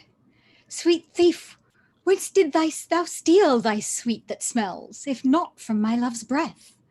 The purple pride which on thy soft cheek for complexion dwells, in my love's veins thou hast too grossly dyed. The lily I condemned for thy hand, and buds of marjoram had stolen thy hair. The roses fearfully on thorns did stand, one blushing shame, another white despair. A third, nor red nor white, had stolen of both, and to his robbery had annexed thy breath. But for his theft, in pride of all his growth, a vengeful canker eat him up to death. More flowers I noted, yet I none could see, but sweet or colour it had stolen from thee.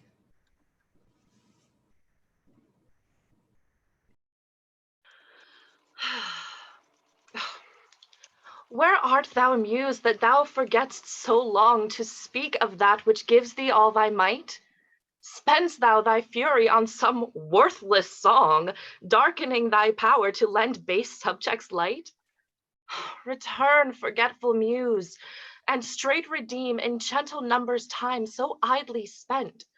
Sing to the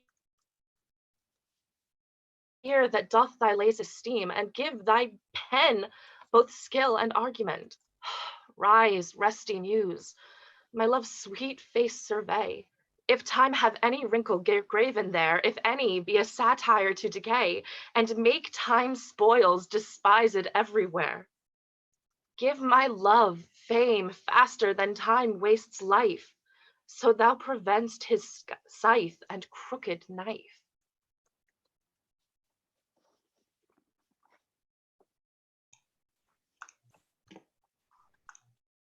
O truant Muse, what shall be thy amends for thy neglect of truth and beauty died?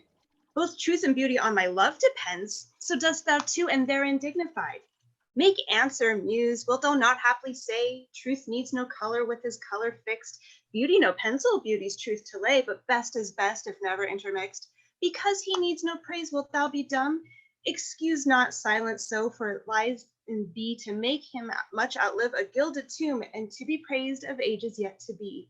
Then do thy office, Muse, I teach thee how to make him seem long hence as he shows now.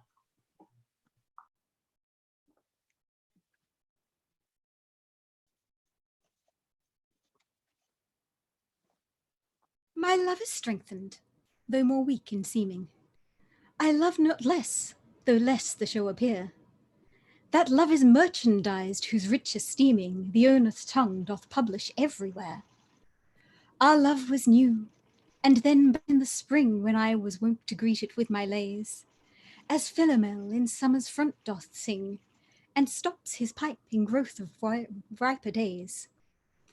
Not that the summer is less pleasant now than when her mournful hymns did hush the night, but that wild music burdens every brow, and sweets grown common lose their dear delight. Therefore, like her, I sometime hold my tongue, because I would not dull you with my song.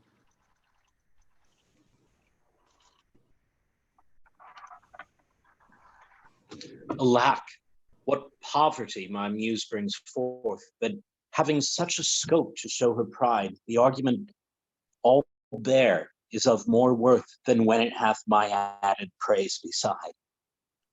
Blame me not, if I no more can write. Look in your glass, and there appears a face that overgoes my blunt invention quite, dulling my lines and doing me disgrace. Were it not sinful then, striving to mend, to mar the subject that before was well? For to no other pass my verses tend than of your graces and your gifts to tell. And more, much more than in my verse can sit, your own glass shows you when you look in it.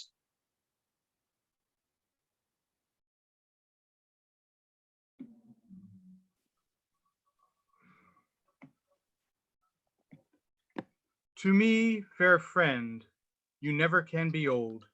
For as you were when first your eye I eyed, such seems your beauty still. 3 winters cold have from the forest shook 3 summers' pride. 3 beauteous springs to yellow autumn turned. In process of the seasons have I seen. 3 April perfumes and 3 hot Junes burned, since first I saw you fresh, which yet are green. Ah, yet doth beauty, like a dial hand, steal from his figure, and no pace perceived.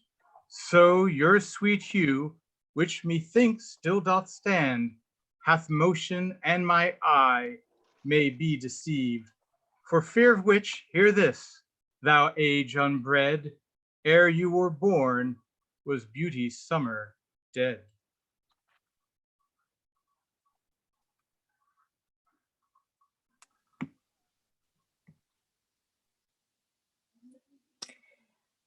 Let not my love be called idolatry, nor my beloved as an idle show, since all alike my songs and praises be to one, of one, still such and ever so. Kind is my love today, tomorrow kind, still constant in a wondrous excellence. Therefore my verse to constancy confined, one thing expressing leaves out difference. Fair, kind, and true is all my argument. Fair, kind, and true, varying to other words. And in this change is my invention spent, 3 themes in one, which wondrous scope affords. Fair, kind, and true have often lived alone, which 3 till now never kept seat in one.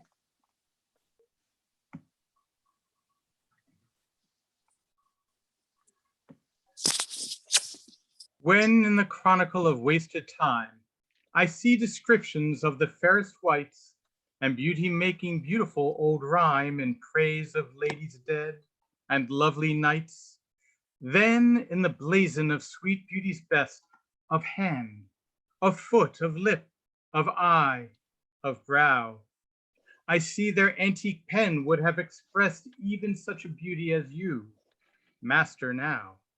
So all their praises are but prophecies of this our time, all you prefiguring.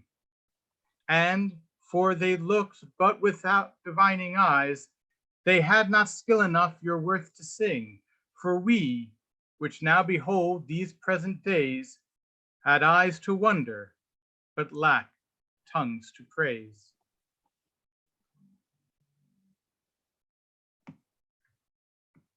Not mine own fears, nor the prophetic soul of the wide world dreaming on things to come, can yet the lease of my true love control, supposed as forfeit to a confined doom. The mortal moon hath her eclipse endured, and the sad augurs mock their own presage. Uncertainties now crowned themselves assured, and peace proclaims olives of endless age. Now with the drops of this most balmy time, my love looks fresh, and death to me subscribes. Since spite of him I'll live in this poor rhyme, while he insults o'er dull and speechless tribes. And thou in this shalt thy monument, when crescents crests, when tyrants crests, and tombs of brass are spent.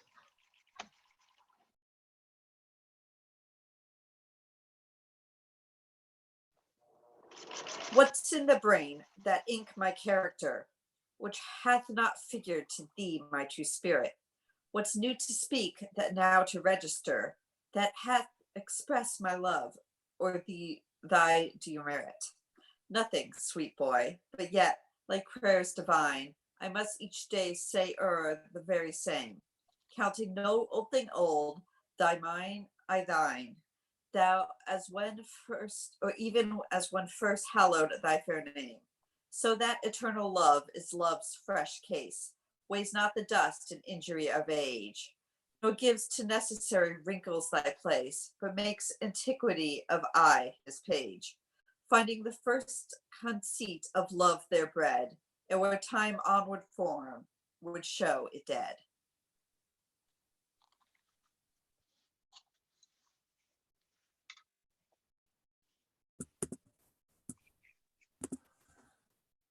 Oh, never say that I was false of heart, though absence seemed my flame to qualify.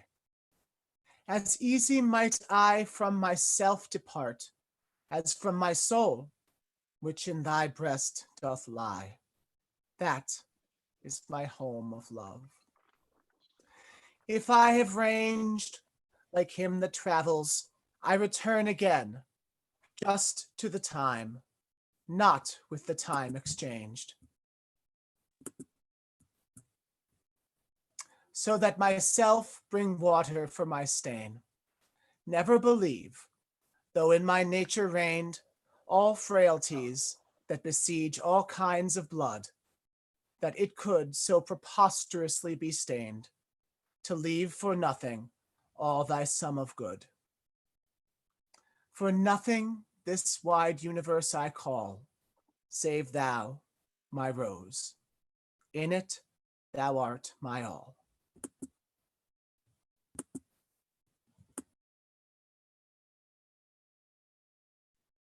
Alas, 'tis true I have gone here and there, and made myself a motley to the view, gored mine own thoughts, sold cheap what is most dear, made all offenses of affections new. Most true it is that I have looked on truth, askance and strangely, but by all above. These blenches gave my heart another youth, and worse essays proved thee of my best love. Now all is done, have what shall have no end.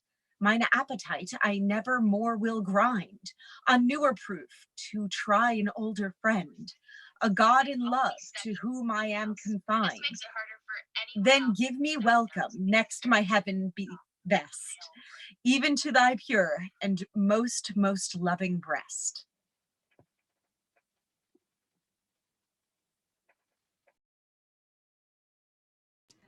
Oh, for my sake, do you with fortune chide, the guilty goddess of my harmful deeds, that did not better for my life provide than public means which public manners breeds.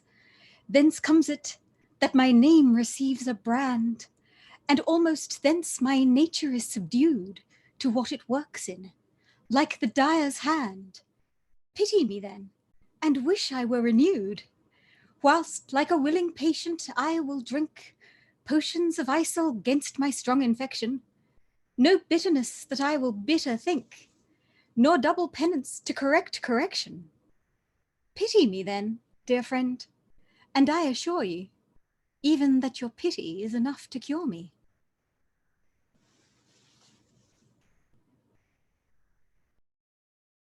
Your love and pity doth the impression fill, which vulgar scandal stamped upon my brow. For what care I who calls me well or ill? So you o'ergreen my bad, my good allow?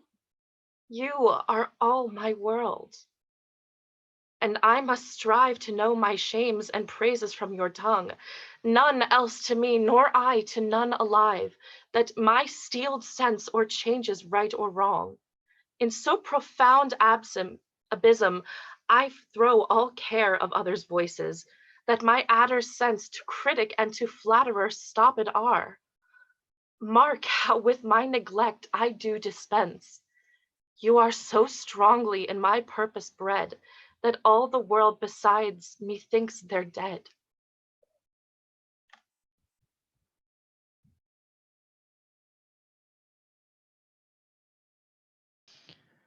Since I left you, mine eye is in my mind, and that which governs me to go about doth part his function, and is partly blind, seems seeing, but effectually is out.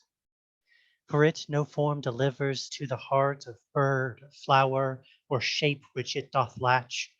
Of his quick objects hath the mind no part, nor his own vision holds what it doth catch.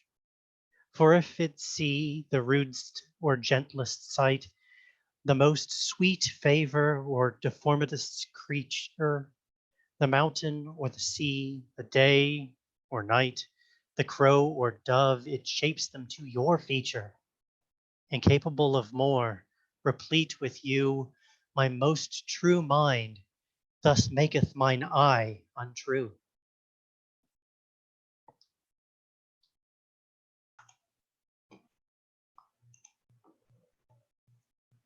Or whether doth my mind, being crowned with you, drink up the monarch's plague this flattery?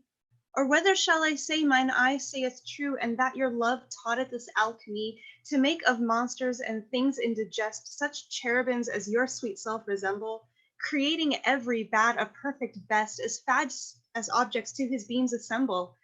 Oh, 'tis the first, 'tis flattery in my seeing, and my great mind most kingly drinks it up. Mine eye well knows what with his gust is green, and to his palate doth prepare the cup. If it be poisoned, 'tis the lesser sin, that mine eye loves it and doth first begin.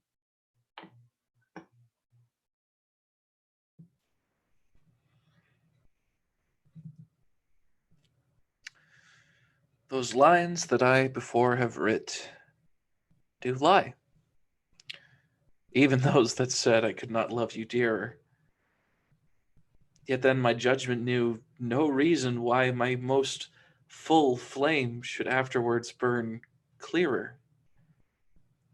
But reckoning time, whose millioned accidents creep in twixt vows and change decrees of kings, tan sacred beauty, blunt the sharpest intents, divert strong minds to the course of altering things.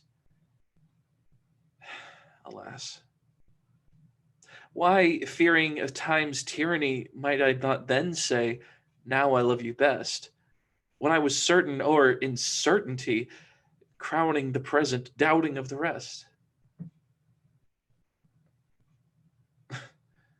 Love is a babe, then might I not say so, to give full growth to that which still doth grow. Big announcement right now. We've done it. We've reached the goal. We're actually, I think, $10 over the goal. Shout outs to Marie Nicole, Gwen Wark, Sandra Levine, Dan Kostelik, Bill Nutt, Debbie Lockwood, Chris Sofio. Your powers combined have pushed us over the edge, and we've reached the goal. The fundraiser's still open, so feel very free to continue donating. They're certainly not going to turn down the money. But we've reached our goal. That's so fantastic. Thank you so much, everyone. We are still going to be here. We're working our way through all of Shakespeare's sonnets. So yeah, let's keep going. Let's see how much good work we can do for Feeding America. And I will throw you right back over to these wonderful actors. Let me not to the marriage of true minds admit impediments. Love is not love which alters when it alteration finds, or bends with the remover to remove. Oh no, it is an ever fixed mark that looks on tempests and is never shaken. It is the star to every wandering bark, whose worth's unknown, although his height be taken. Love's not time's fool, though rosy lips and cheeks within his bending sickle's compass come. Love alters not with his brief hours and weeks,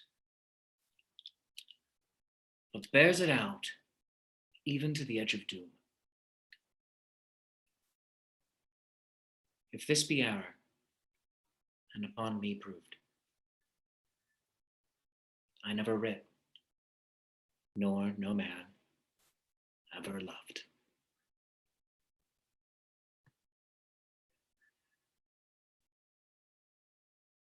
Accuse me thus, that I have scanted all, wherein I should your great desert repay. For petty upon your dearest love to call, whereto all bonds do tie me day by day. That I have frequent been in unknown minds, and given to time your own dear purchased right. that I have hoisted sail to all winds which should transport me furthest from your sight. Book both my willfulness and error down, and on just proofs surmise accumulate. Bring me within the level of your frown, but shoot not at me in your weakened hate, since my appeals say I do strive to prove the consistency and virtue of your love.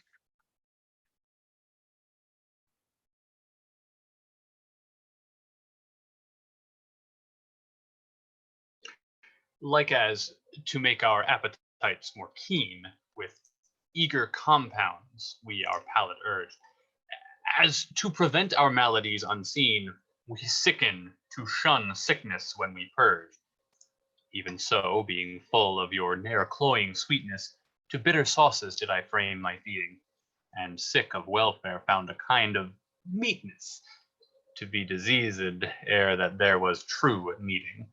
Thus policy and love, to anticipate the ills that were not, grew to faults assured, and brought to medicine a healthful state, which rank of goodness would by ill be cured. But thence I learn and find the lesson true, drugs poison him that so fell sick of you.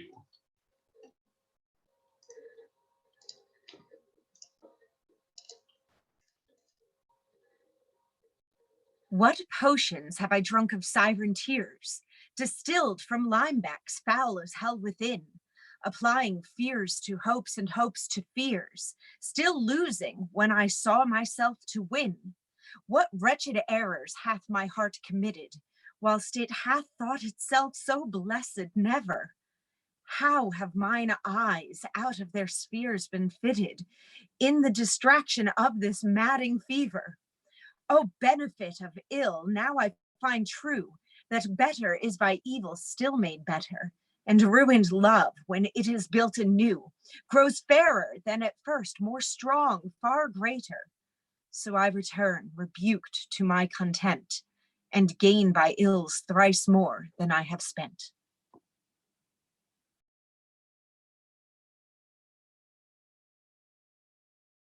That you were once unkind befriends me now, and for that sorrow which I then did feel, needs must I under my transgression bow, unless my nerves were brass or hammered steel.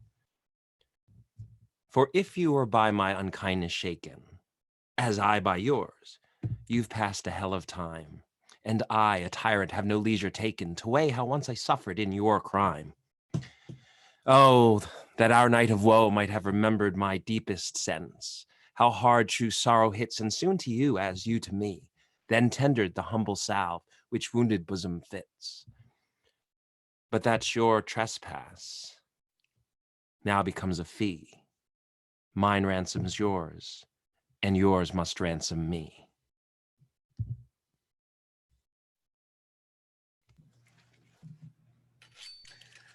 'Tis better to be vile than vile esteemed. What not to be receives reproach of being. And the just pleasure lost, which is so deemed not by our feeling, but by others' seeing. For why should others' false, adulterate eyes give salutation to my sportive blood? Or on my frailties, why are frailer spies, which in their wills count bad what I think good? No, I am what I am, and they that level at my abuses reckon up their own. I may be straight, though they themselves be bevel. By their rank thoughts, my deeds must not be known. Unless this general evil they maintain, all men are bad, and in their badness reign.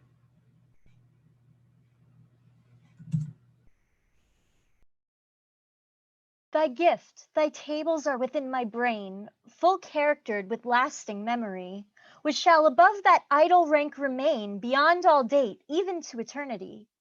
Or at the least so long as brain and heart have faculty by nature to subsist, till each to raised oblivion yield his part, of thee thy record never can be missed.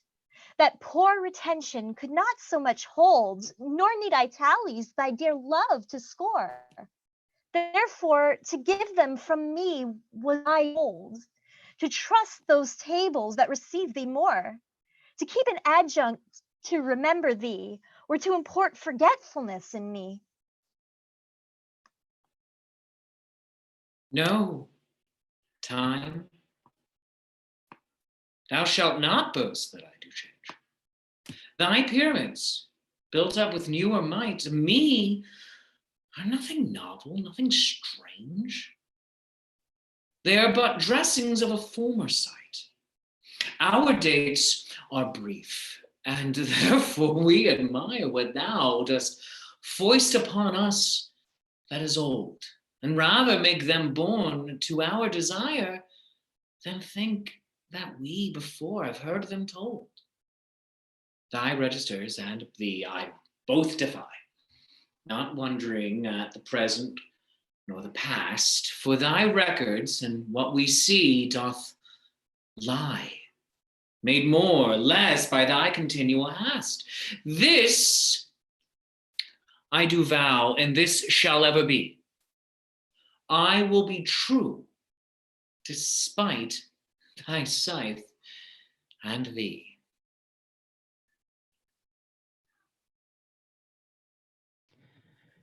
If my dear love were but the child of state, it might for fortune's bastard be unfathered, as subject to time's love or to time's hate, weeds among weeds or flowers with flowers gathered. No, it was builded far from accident. It suffers not in smiling pomp nor falls under the blows of thralled discontent, whereto the inviting time our fashion calls.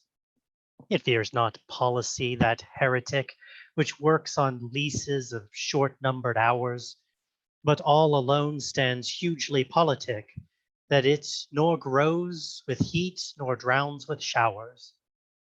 To this I witness call the fools of time, which die for goodness, who have lived for crime.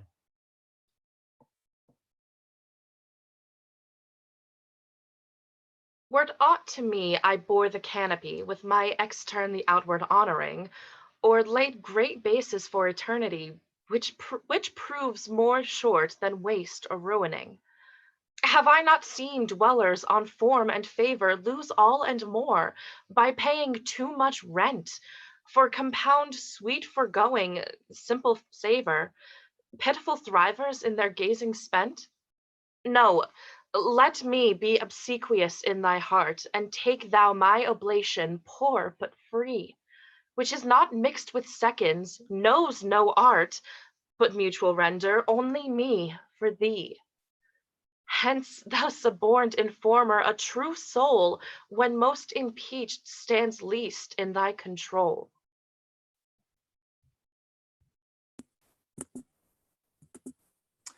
O thou, my lovely boy, who in thy power dost hold time's fickle glass, his sickle hour, who hast by waning grown, and therein showest thy lover's withering, as thy sweet self growest.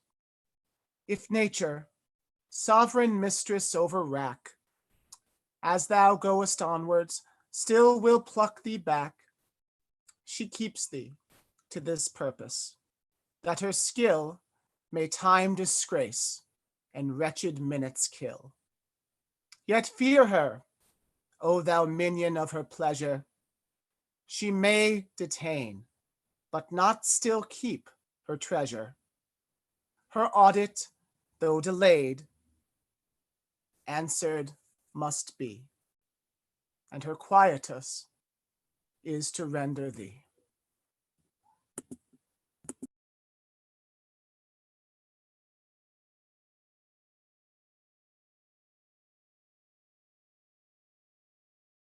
In the old age, black was not counted fair, or if it were, it bore not beauty's name. But now is black beauty's successive heir, and beauty slandered with a bastard shame. For since each hand hath put on nature's power, fairing the foul with art's false borrowed face, sweet beauty hath no name, no holy bower, but is profaned, if not lives in disgrace. Therefore my mistress' eyes are raven black, her eyes so suited and they mourners seem, at such who, not born fair, no beauty lack. Slandering creation with a false esteem, yet so they mourn becoming of their woe, that every tongue says beauty should look so.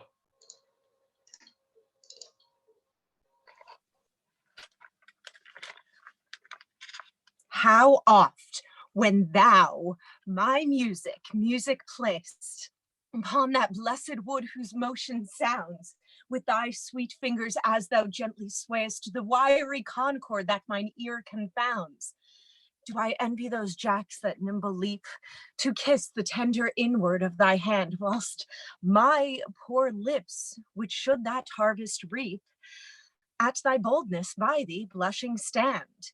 To be so tickled they would change their state and situation at those dancing chips, or whom thy fingers walk with gentle gait, making dead wood more blessed than living lips. Since saucy jacks so happy are in this, give them thy fingers, me thy lips to kiss.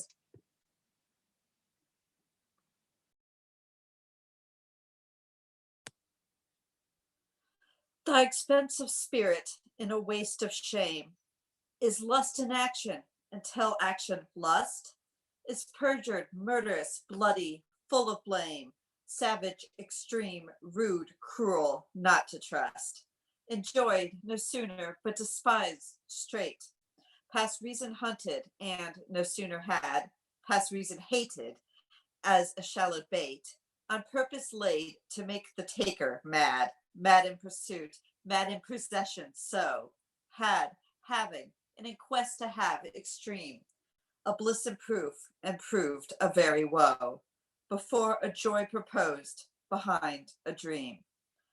All this in the world well knows, and yet none knows well, to shun the heaven that leads men to this hell.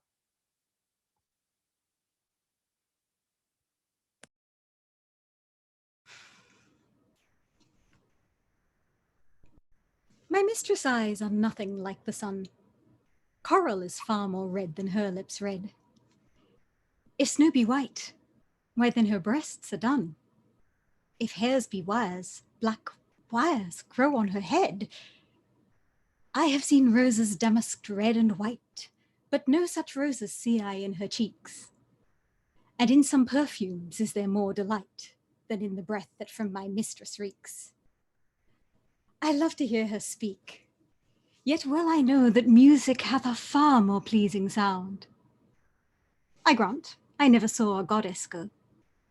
My mistress, when she walks, walks on the ground. And yet, by heaven, I think my love as rare as any she belied with false compare.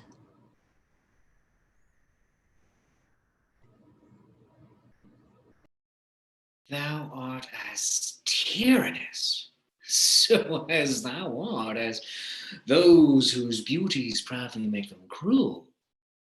For well thou knowest too, my dear doting heart, thou art the fairest and most precious jewel. Yet in good faith, some say that thee behold, thy face hath not the power to make love groan.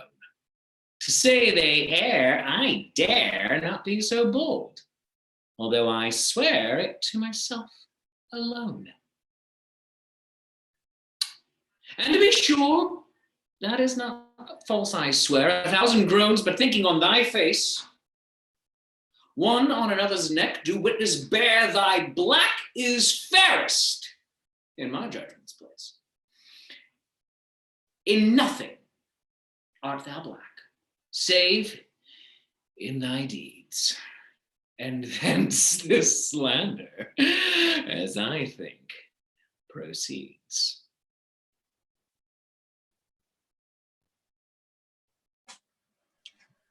Thine eyes I love, and they as pitying me, knowing thy heart torments me with disdain, have put on black and loving mourners be, looking with pretty ruth upon my pain, and truly not the morning sun of heaven, better becomes the gray cheeks of the east, nor that full star that ushers in the even, doth half that glory to the sober west. as those two morning eyes become thy face, oh, let it then be well beseem thy heart to mourn for me, since morning doth thee grace, and suit thy pity like in every part.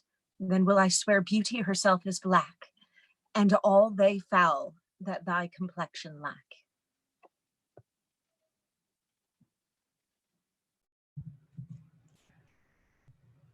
Beshrew that heart that makes my heart to groan for that deep wound it gives my friend in me.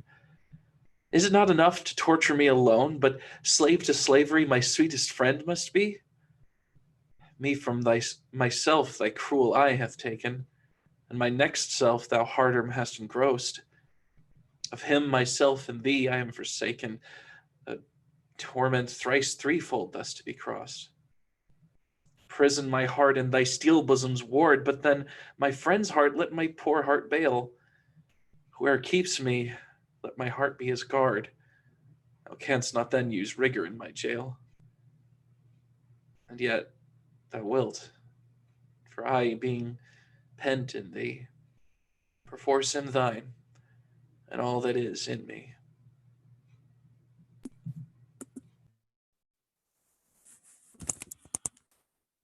So now I have confessed that he is thine, and I myself am mortgaged to thy will. Myself I'll forfeit, so that other mine thou wilt restore to be my comfort still.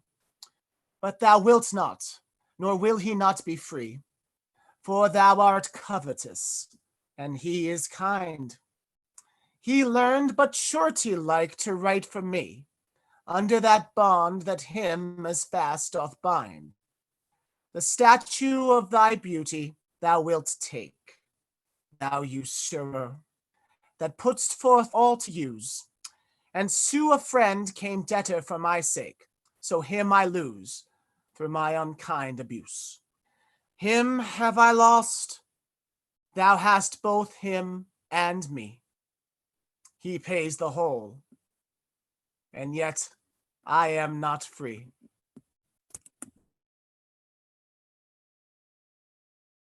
Whoever have her wish, thou hast thy will, and will to boot, and will in overplus. More than enough am I that vex thee still to thy sweet will making condition thus. Wilt thou, whose will is large and spacious, not once vouchsafe to hide my will in thine? Shall will in others seem right gracious, and my will not fair except in shine? The sea, all water, yet receives rain still, and in abundance of death to this stone. So thou, being rich in will, add to thy will one will of mine, to make thy large will more. Let no unkind, no fair beseech kill, to all but one, and me in that one will. Thank you, Lorraine, for that sonnet, and thank you for your donation. We also want to thank Lorraine, who is working in the medical field right now, which has to be terrifying, but thank you, and thank all the medical workers. David, also, who has been reading with us, works in the medical field, so we thank him, and I think that's all of our readers who work in the medical field. If I missed someone, please shame me, and I will shout you out. So we want to thank all the essential workers and everyone working in the medical field while we're going through this. Yes, and in addition to that, and the essential workers, we want to send a special thank you out to people who make sure that we get the supplies that we need. So people that work in grocery stores and people that do transportation of food and transportation of supplies, people that are working to create PPE and things like that, personal protective equipment. We just want to express our extreme gratitude and thank you to everybody who has donated so far tonight. It means so much. And thank you to the actors for volunteering your time. You're all so talented, and really just your willingness to put yourself out here on the internet and just come out and read some Shakespeare is really heartwarming. Thank you so much. And yeah, let's get back to our sonnet, shall we? If thy soul check thee, that I come so near, swear to thy blind soul that I was thy will. And will, thy soul knows, as admitted there, thus far for love, my love suit, sweet, fulfill. Will fulfill the treasure of thy love. I fill it full with wills, and my will one. In things of great receipt with ease we prove among the number one is reckoned none. Then in the number let me pass untold, though in thy store's account I one must be. For nothing hold me, so it please thee hold that nothing me a something sweet to thee. Make but my name thy love, and love that still, and then thou lovest me. For my name is Will.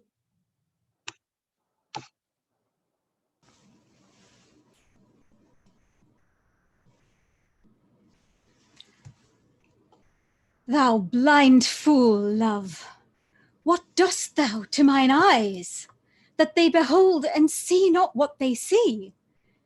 They know what beauty is, see where it lies, yet what the best is take the worst to be. If eyes, corrupt by over-partial looks, be anchored in the bay where all men ride, why of eyes' falsehood hast thou forged hooks, whereto the judgment of my heart is tied? Why should my heart think that a several plot, which my heart knows the wide world's commonplace, or mine eyes, seeing this, say this is not, to put fair truth upon so foul a face? In things right true my heart and eyes have erred, and to this false plague are they now transferred.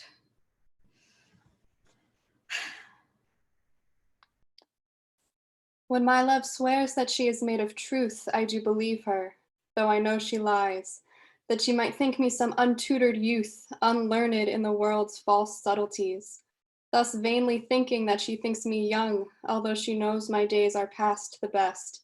Simply I credit her false speaking tongue. On both sides thus is simple truth suppressed. But wherefore says she not she is unjust? And wherefore say not I that I am old? Oh, love's best habit is in seeming trust, and age in love loves not to have years told. Therefore I lie with her, and she with me, and in our faults by lies we flattered be. Oh, call not me to justify the wrong that thy unkindness lays upon my heart. Wound me not with thine eye, but with thy tongue. Use power with power, and slay me not by art. Tell me thou lovest elsewhere, but in my sight, dear heart, forbear to glance thine eye aside. What needs thou wound with cunning, when thy might is more than my o'erpressed defense can abide? Let me excuse thee. Ah, my love well knows her pretty looks have been mine enemies, and therefore from my face she turns my foes, that they elsewhere might dart their injuries. Yet do not so, but since I am near slain, kill me outright with looks, and rid my pain.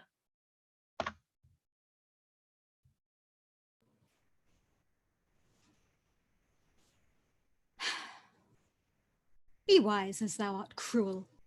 Do not press my tongue-tied patience with too much disdain, lest sorrow lend me words, and words express the manner of my pity-wanting pain.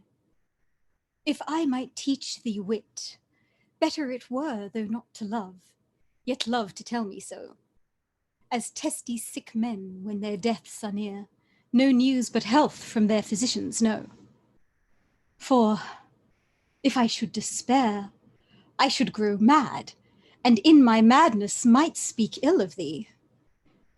Now this ill-resting world is grown so bad, mad slanderers by mad ears believed be. That I may not be so, nor thou belied, bear thine eyes straight, though thy proud heart go wide.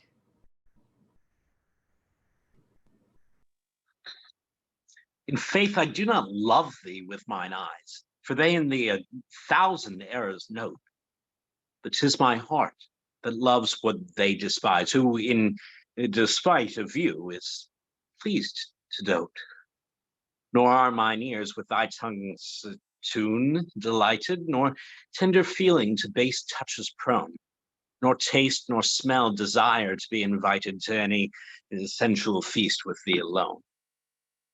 But my 5 wits nor my 5 senses can dissuade one foolish heart from serving thee, who leaves unswayed the likeness of a man, my proud heart's slave and vassal wretch to be.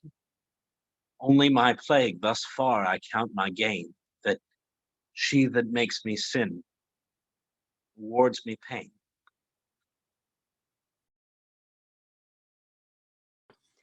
Love is my sin, and thy dear virtue hate, hate of my sin, grounded on sinful loving. Oh, but with mine compare thou thine own state, and thou shalt find it merits not reproving. Or if it do, not from those lips of thine that have profaned their scarlet ornaments and sealed false bonds of love as oft as mine, robbed others' beds' revenues of their rents. Be it lawful I love thee as thou lovest those whom thine eyes woo as mine importune thee. Root pity in thy heart, that when it grows, thy pity may deserve to pitied be.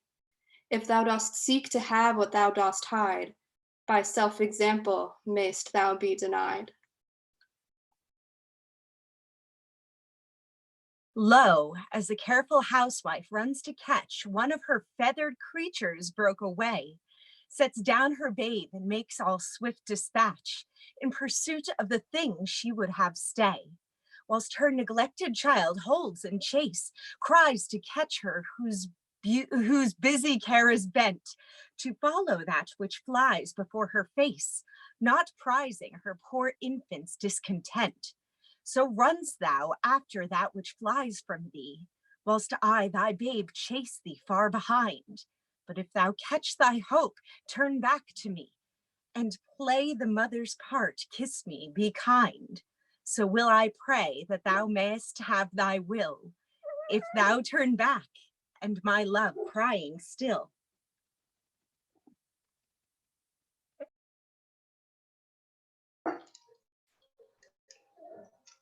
Two loves I have of comfort and despair, which, like two spirits, do suggest me still.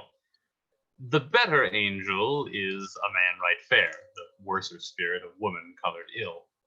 To win me soon to hell, my female evil tempteth my better angel from my side, and would corrupt my saint to be a devil, wooing his purity with her foul pride. And whether that my angel be turned fiend, suspect I may, yet not directly tell.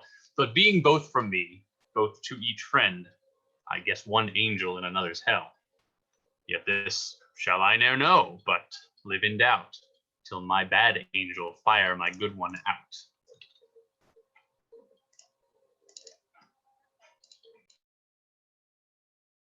Those lips that love's own hand did make breathed forth the sound that said, I hate, to me, that languished for her sake. But when she saw my woeful state, straight in her heart did mercy come, chiding the tongue that ever sweet was used in giving gentle doom, and taught it thus anew to greet. I hate. She altered with an end that followed it, as gentle day doth follow night, who, like a fiend, from heaven to hell is flown away. I hate, from hate, away she threw, and saved my life, saying, not you.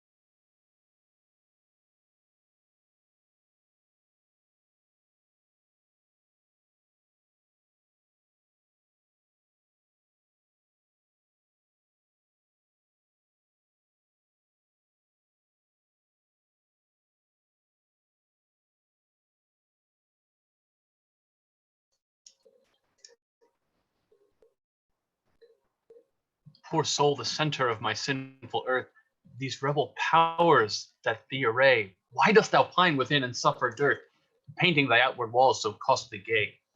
Why so large cost, having so short a lease, dost thou upon thy fading mansion spend?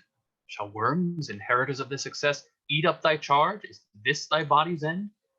Then, soul, live thou upon thy servant's loss, let that pine to aggravate thy store. Buy terms divine in selling hours of dross, within be fed, without be rich no more.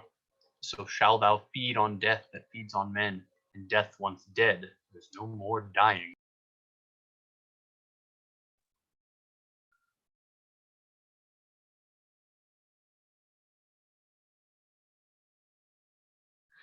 My love is as a fever, longing still for that which longer nurseth the disease, feeding on that which doth preserve the ill, the uncertain sickly appetite to please.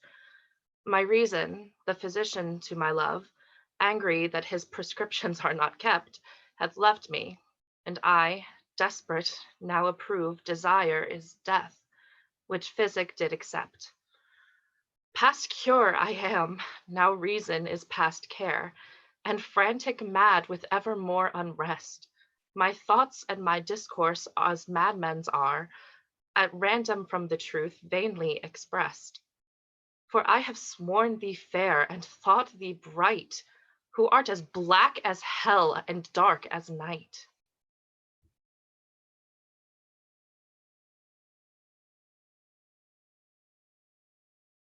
Oh me, what eyes hath love put in my head, which have no correspondence with true sight? Or if they have, where is my judgment fled, that censures falsely what they see aright? If that be fair, whereon my false eyes dote, what means the world to say it is not so? If it be not, then love doth well denote love's eye is not so true as all men's. No, how can it? Oh, how can a love's eye be true, that is so vexed with watching and with tears? No marvel then, though I mistake my view, the sun itself sees not till heaven clears. O cunning love, with tears thou keep'st me blind, lest eyes well seeing thy foul faults should find. Canst thou, O cruel, say I love thee not, when I against myself with thee partake? Do I not think on thee when I forgotten of myself all tyrant for thy sake? Who hateth thee that I do call my friend? On whom frown'st thou that I do fawn upon? Nay, if thou lourest on me, do I not spend revenge upon myself with present moan? What merit do I in myself respect, that is so proud thy service to despise, when all my best doth worship thy defect, commanded by the motion of thy eyes? But love, aid on, for now I know thy mind, those that can see thou lovest, and I am blind.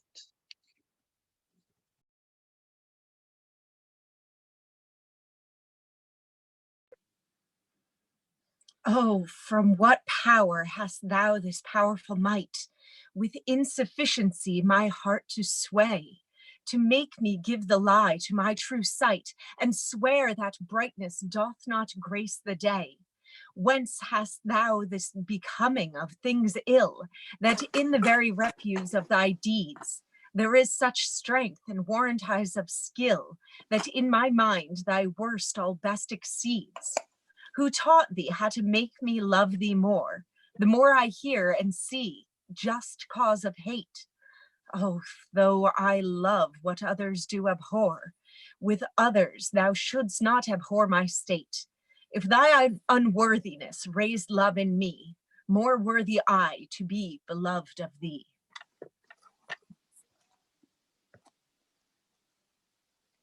Love is too young to know what conscience is, yet who knows not conscience is born of love? Then, gentle cheater, urge not my amiss, lest guilty of my faults thy sweet self prove. For, thou betraying me, I do betray, my nobler part to my gross body's treason. My soul doth tell my body that he may triumph in love. Flesh stays no farther reason, but rising at thy name doth point out thee as his triumphant prize. Proud of this pride, he is contented thy poor drudge to be, to stand in thy affairs, fall by thy side. No want of conscience hold it that I call her love, for whose dear love I rise and fall. In loving thee, thou knowest I am forsworn, but thou art twice forsworn to me love swearing. In act thy bed vow broke and new faith torn, in vowing new hate after new love bearing. But why of 2 oaths breach do I accuse thee when I break 20? I am perjured most. For all my vows are oaths but to misuse thee, and all my honest faith in thee is lost. For I have sworn deep oaths of thy deep kindness, oaths of thy love, thy truth, thy constancy, and to enlighten thee gave eyes to blindness, or made them swear against the thing they see. For I have sworn thee fair, more perjured I, to swear against the truth, so foul a lie. Cupid laid by his brand and fell asleep. A maid of Diane's this advantage found, and his love-kindling fire did quickly steep in a cold valley fountain of that ground, which, borrowed from his holy fire of love, a dateless, lively heat still to endure, and grew a seething bath, which yet men prove against strange maladies, a sovereign cure. But at my mistress's eye, love's brand new fired, the boy for trial needs would touch my breast. I, sick with all the help of bath desired, and thither hied a sad distempered guest, but found no cure. The bath for my help lies, where Cupid got new fire, my mistress's eyes.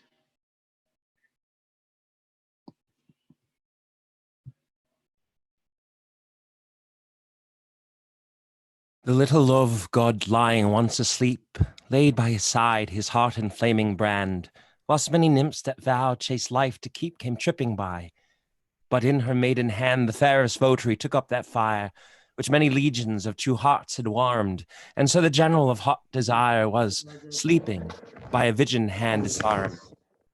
This brand she quenched in a cool well by, which from love's fire took heat perpetual, growing a bath and healthful remedy for men diseased. But I, my mistress thrall, came there for cure, and this by that I prove.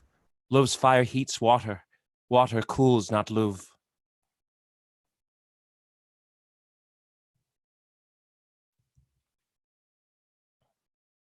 All right. Thank you all. Thank you, actors. Thank you, viewers. I have I think the whole list. We're up to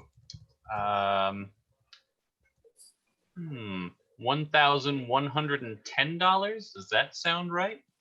Sounds right. No, $1,160. So I hope I didn't miss anybody. Rebecca Pressman, Erica Vieira, James Udasco, Jeff Bala, Linda Miller O'Connor, Kim Bush, Estelle Clark, Marianne Post, Allison Beth, Debbie Lockwood, Bill Nutt, Michelle Bohannick, Mark Brennan, Caitlin Derwitz, Gwen Work, Emily Brennan, Marie Nicole, Sandra Levine, Chris Sofio, Jesse Galen, Lorraine Rosenberg. If I missed anybody, I'm sorry. I've been a little frantic trying to, run a PowerPoint. So thank you all so much for donating, for watching, for holding this portrait of Bill Shakespeare up to the camera. Let me see. Go out. Thank you all. We did it. We got the goal. Claire? Yeah, thank you so much. This is so wonderful to see. I knew in my heart that the Shakespeare community, the literature community, the theater community, really just kind of has the biggest heart, and they're some of the most welcoming people, and they care so much. And it was just so delightful to see that all come together tonight and just really come together for such a beautiful cause. And I can't thank you enough. It's just such a wonderful, wonderful thing. It was beautiful to watch. It was fun to be a part of. And really, I'm over the moon right now. Thank you again. Thank you on behalf of Zenith Players. We appreciate everything, just absolutely everything. Thank you again.